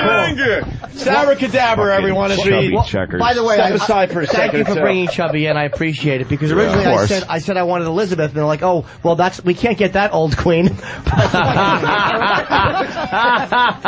Yeah. Oh. Oh boy. All right, Sabbra. You get it? No one was buying the whole wife thing in the hospital. Oh yeah, it sounds like Chubby's wife has been in the hospital for 40 some odd years. Jesus. Oh, she's in the hospital. That's where she is. Hey, thoughts in press. Thoughts in press. To this Vos, imaginary wife of his. Fucking Vos, or as I should start calling you now, Charlie Rose. I mean, those are really good questions. Chubby, do you like singing into the microphone or away from it? Well, you know. Chubby, do you like when people clap? To you. To you. Shit questions. You fucking Did you asshole. ever perform with Benny Goodman? It's going If you were back. at Marvin Gaye's house, would you have jumped in front of the bullet? Chubby, to you. You're a fucking cunt. And your questions are terrible. Did you ever go to Motown? Shut up. How do they receive you in Israel? Fucking zilch. Oh my god. The fucking worst questions ever. Would you be starstruck if you met Ali now? And him taking credit for Ali. I bet you Ali learned to fight because he was like, get away from me, faggot. Holy shit.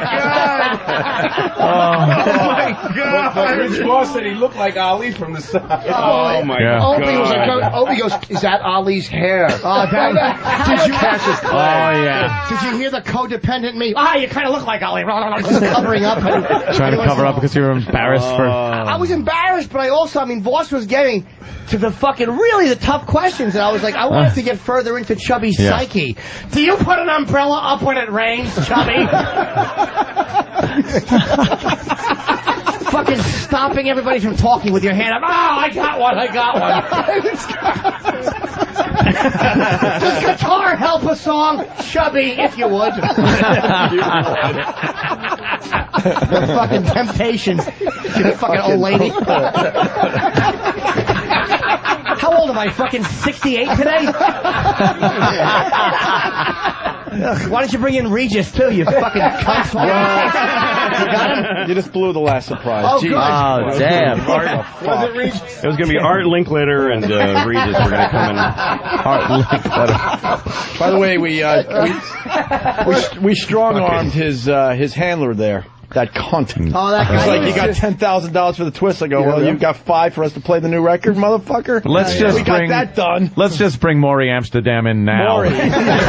More Saul. So if you were going to work at the Canadian, Soupy Sales, do you like him or not, Chubby? Go ahead. You're among friends, Chubby. Chubby. Oh, God. That's funny. Ruth Gordon's clit is going to come rolling in. You guys got Bret Michaels? Who? No, they don't. No, they don't. No, they don't. What are you whispering, Steve? Who's the person? Brett Summers. Oh, wow. Yeah, almost. She's dead. Oops. You want to take a break first? That's a girl? That's a girl. Bret Michaels. No. Oh. No. Is this Let's take a break, do the rest of the show, come back and leave. Yes, Sabbra Cadabra's going to play. Let's go to commercial so nobody can hear them. I arranged for Chubby Checker. Let's get And I Sabbra. wrote out Rich's questions. Let's get Sabbra Cadabra. Another song from Sabbra Cadabra. Yes, it's Jimmy's birthday. Everyone. Yeah. Come on. Jimmy's birthday. Oh, yeah. Sabbra Cadabra, take it away.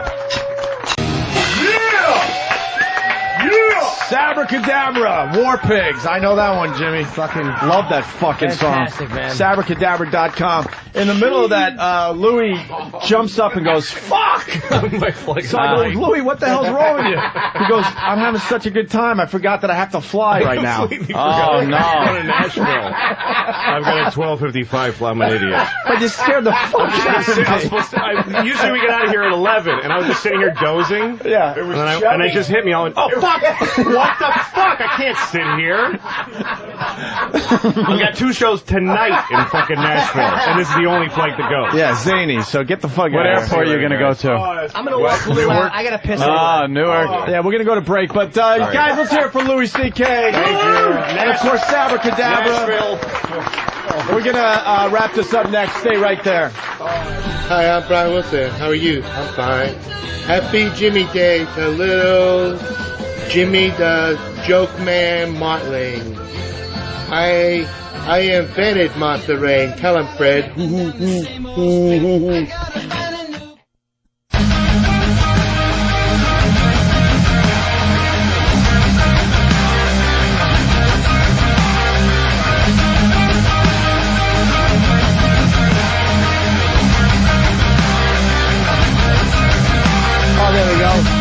We on?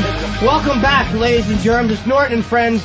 And today I have my good friends, of course, Tony and of course Gregorio, and of course the toughest interview in the business since Tim Russert died. We have Rich Vos. Yeah, no shit.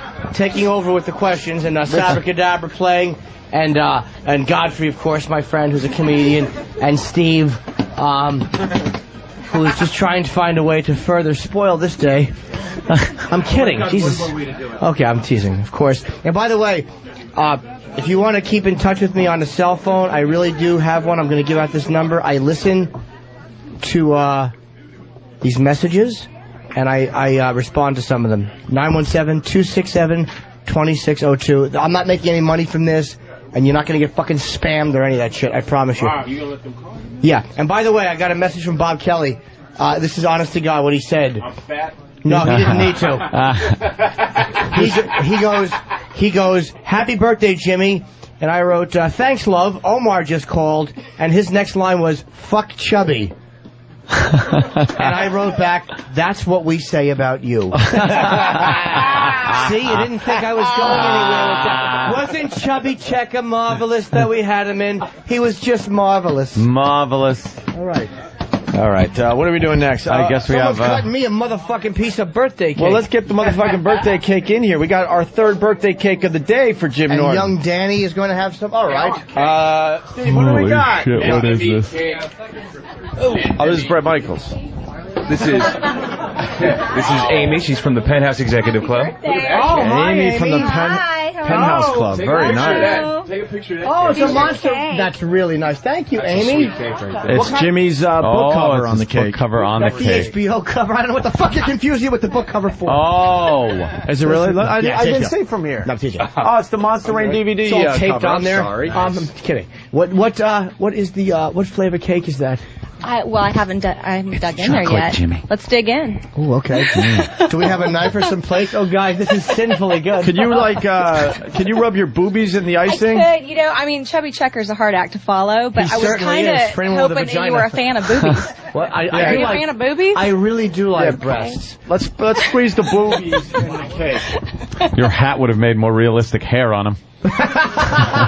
Wow. Oh boy, she's a good one. Hey, look at this. Wow, you got nice full bosoms. How about some music? Do you guys play any Sabbra Cadabra, can you do a little something in a little little How about taps? All right. Do you have any cake cutting? Your fucking cock is on my elbow. I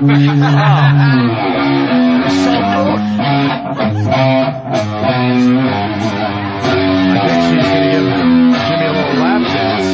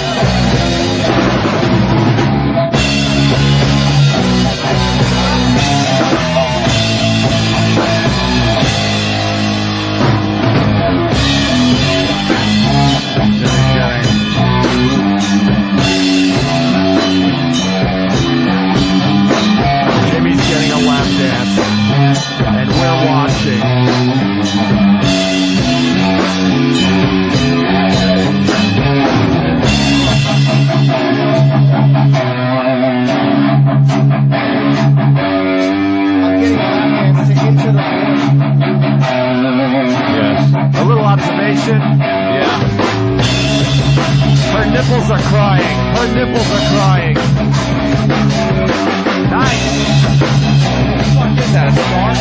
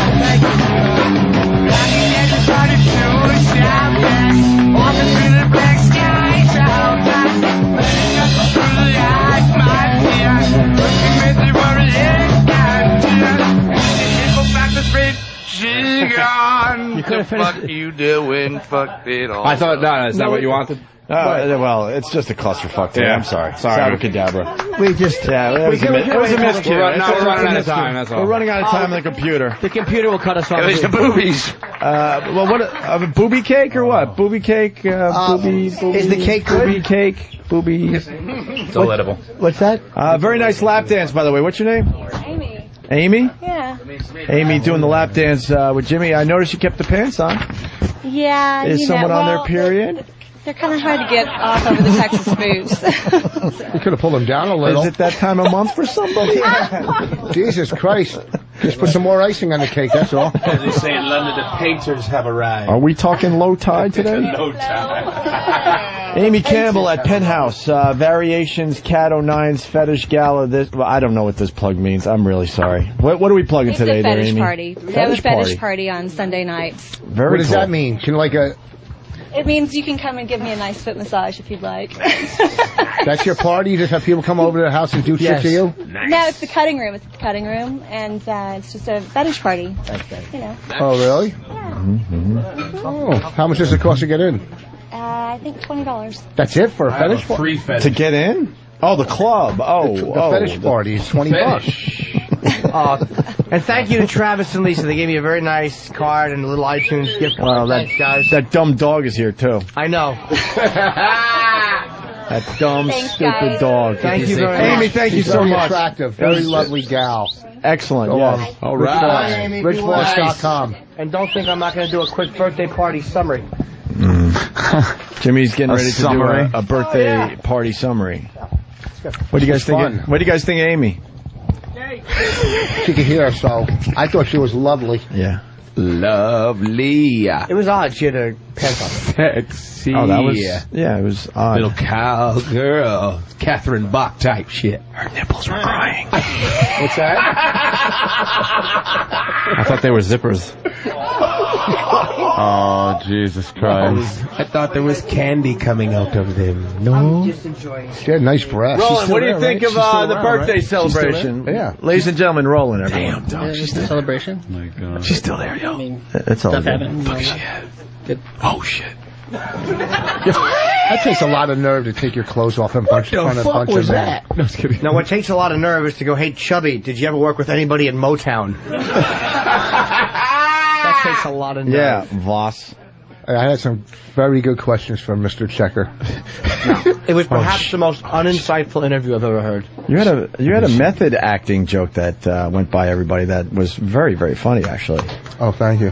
You don't even know what the line was, do you? It was with, what was the line? With, Omar said he was stealing something. I go, you're a method actor. Yeah. By the way, All right. this CBS cake She's gone. could be the worst cake anybody's ever eaten. Really? Bad? Hey, wait, where's the dancer? It's fucking She on. left. She just... Why did she leave? Was she crying? With the cowboy hat? No, she wasn't crying. Why would she He cry? said her titties were crying. Yes. Did her titties go through a car windshield? Batman. Huh? Listen. But Rich, you were making those faces, though. Oh, yeah. That fucking birthday cake, I want to take it back to CBS and mush it on the rug. The ice cream cake was fantastic. That was from what? Who was that from? That's the CBS cake? Yeah. It had nice strawberries on As top. usual, Chocolate-covered strawberries. CBS does not come with the best products. All right. This, now we'll try the penthouse cake. Yeah, the Give that a try. Give it a little, just a little sliver, a little something to treat myself. You know, nothing too much. Got to watch the calories. Now that we're winding down this birthday extravaganza. It's all about portions, sir. Eat this part. We'll put a glory hole in front of it. That was hurtful, Rich. Yeah, there's no reason to blow up my candle to make yours shine brighter. Not on his birthday. What are you doing? Hey, who wants a Chubby Checker CD? I took it. I haven't signed it. Break down the walls! I saw the autograph at the Didn't last Reagan second. do that bit already? What? Tear down the wall? Oh, boy. Wow. Thank you. They don't miss anything out there. Shut up, you fucking jobless. All right, Jimmy. We're running out of show. They're going to shut us off in less than 5 minutes here, so now we need the big... They should have 3 hours ago. Well, yeah. This was fun. Shut up. Of course it was fun. I'm kidding. Trying to interject some humor. Good luck. By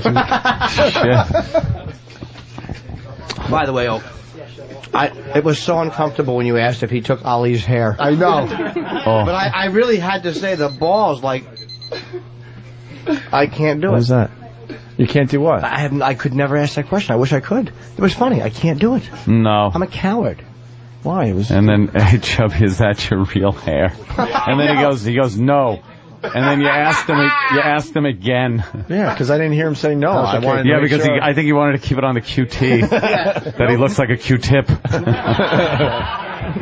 Damn it. Have a piece of that cake, too. Have some cake, Rich. If they can't afford bread, eat the... I fucked up. Jimmy, where do we start? We got to do the big wrap-up. You wanted to kind of give some of your observations from today. Well, I mean, summary. You want to start with that? What do you say about this this bash to end all bashes? Simply because nobody will ever attend a bash again. Not that... See? I think this ends birthday shows. This should end birthday celebrations, period. Yeah. Thank God. But I will say, Sabbra Cadabra, you guys kicked ass as always. Yeah! Thank you. Sorry the microphones didn't work. Why would they, though? No, of course they wouldn't. Why would they? And thank you to the studio audience for coming in and just being you and giving me your gifts. And thank you for Danny. Thank you. Just carrying cake. Well, I might have something else for you, Jim. Oh. There's a listener in the front row, a female listener, who would be willing to get into bra panties for a piece of cake. Wow, all right. That's exactly what our listeners are about, too. It's not the birthday. It's like, can I have some cake? I'll show you my cunt. All right, who's the lady who wants to get into her bra and panties? Ouch. Oh, let's do this. Get in here, get some cake. Let's do this. Hell yeah. All right. Boy, That's how we're done. We have dessert at home. Bra and panties. We're going to get bra. And thank you to Jill Nicolini, of course. The lovely Jill Anthony. Yes, from CW11. Thank you, Jimmy. Happy birthday. Thank you guys for... Thanks for Jill bringing me here. Thank you for bringing Godfrey. Thank you for bringing... Chubby. A guy... I listened to one of his songs in the mid-'70s. And thank you for playing the cue early and... No problem. Fucking disaster. This was perfect. How about we... Sabbra Cadabra playing with Chubby Checker. This was fucking great. Yeah. Thank you guys for everything, of course. And to Opie for a fantastic Christmas gift. Thank you. My birthday gift. Christmas gift? I fucked up. I confused myself with Christ. God, am I bombing. Chubby Checker gave you guys a talking to, though. Yeah. Oh, boy. I want to thank you for letting me sit down with the young lions. Oh, Jesus. Easy, sweetie. Yeah. Sweetie. Fucking guy knows one song and he's telling Sabbra Cadabra what to do. Yeah. What the fuck, man? Son of a bitch. How about we give you 2 pieces of cake, not to take anything off? What's wrong with you? Sure. Why? Rich. Basically, What's the problem, Rich? Because she's a nice girl. She shouldn't have to take her clothes off for a piece of cake. Man, what Rich was trying to say is he doesn't think No, I don't think you it's have the body. Reminds me of a girl that should be naked. We're losing the show. And I can't believe you would say that, Anything's Rich. better than that Yes, stripper. get down to your bra and panties and you'll get some cake. Quickly. Yeah, we're running out of show. It's a skirt. Wait, Just make pull her it sit down. on the bad cake to get a piece of the good cake. What? Right? Oh, she got XM panties on. Yeah. Those XM panties, Panties. not You want too the shirt sexy. too? Yeah. If we have to. Oh, There you go. little nipple poked out. Nice. Yeah. It's not bad. Now she wants cake. Yeah. All right. Which one? Have some cake. You want the Jimmy I don't Norton? care. Whichever one's better. You want the Jimmy Norton cake? This one's better. It's fine. Get in there and get a piece of cake. Get a good one. Order me a piece of cake. Why don't you get a burger, fries, like a whole meal? That is the tiniest bra I've ever seen in my life. That is a tiny bra. I'm just saying. All right, girl. Get that cake, girl. Go on, cut that cake, girl. Don't drop that cake, girl. Miss, you're ruining my party. Gotcha. That's right, girl. Got This a negative off from Party has been ruined cake, baby. since 6 o'clock. Cut the cake. It's a cut the cake. By the way, less cake, more vegetables. Cut the cake. Cut the cake. Well, That's right, girl. Get naked for that cake, baby. I'm 40. Baby. Yep. Congrats. Yeah. Eat that cake, baby. This is my party. And this is the tribute you were paid. Cake, cake, baby. A conglomerate Party of a lot of stunk. mongrel Party cake, baby. Wow. Eat that motherfucking cake, girl.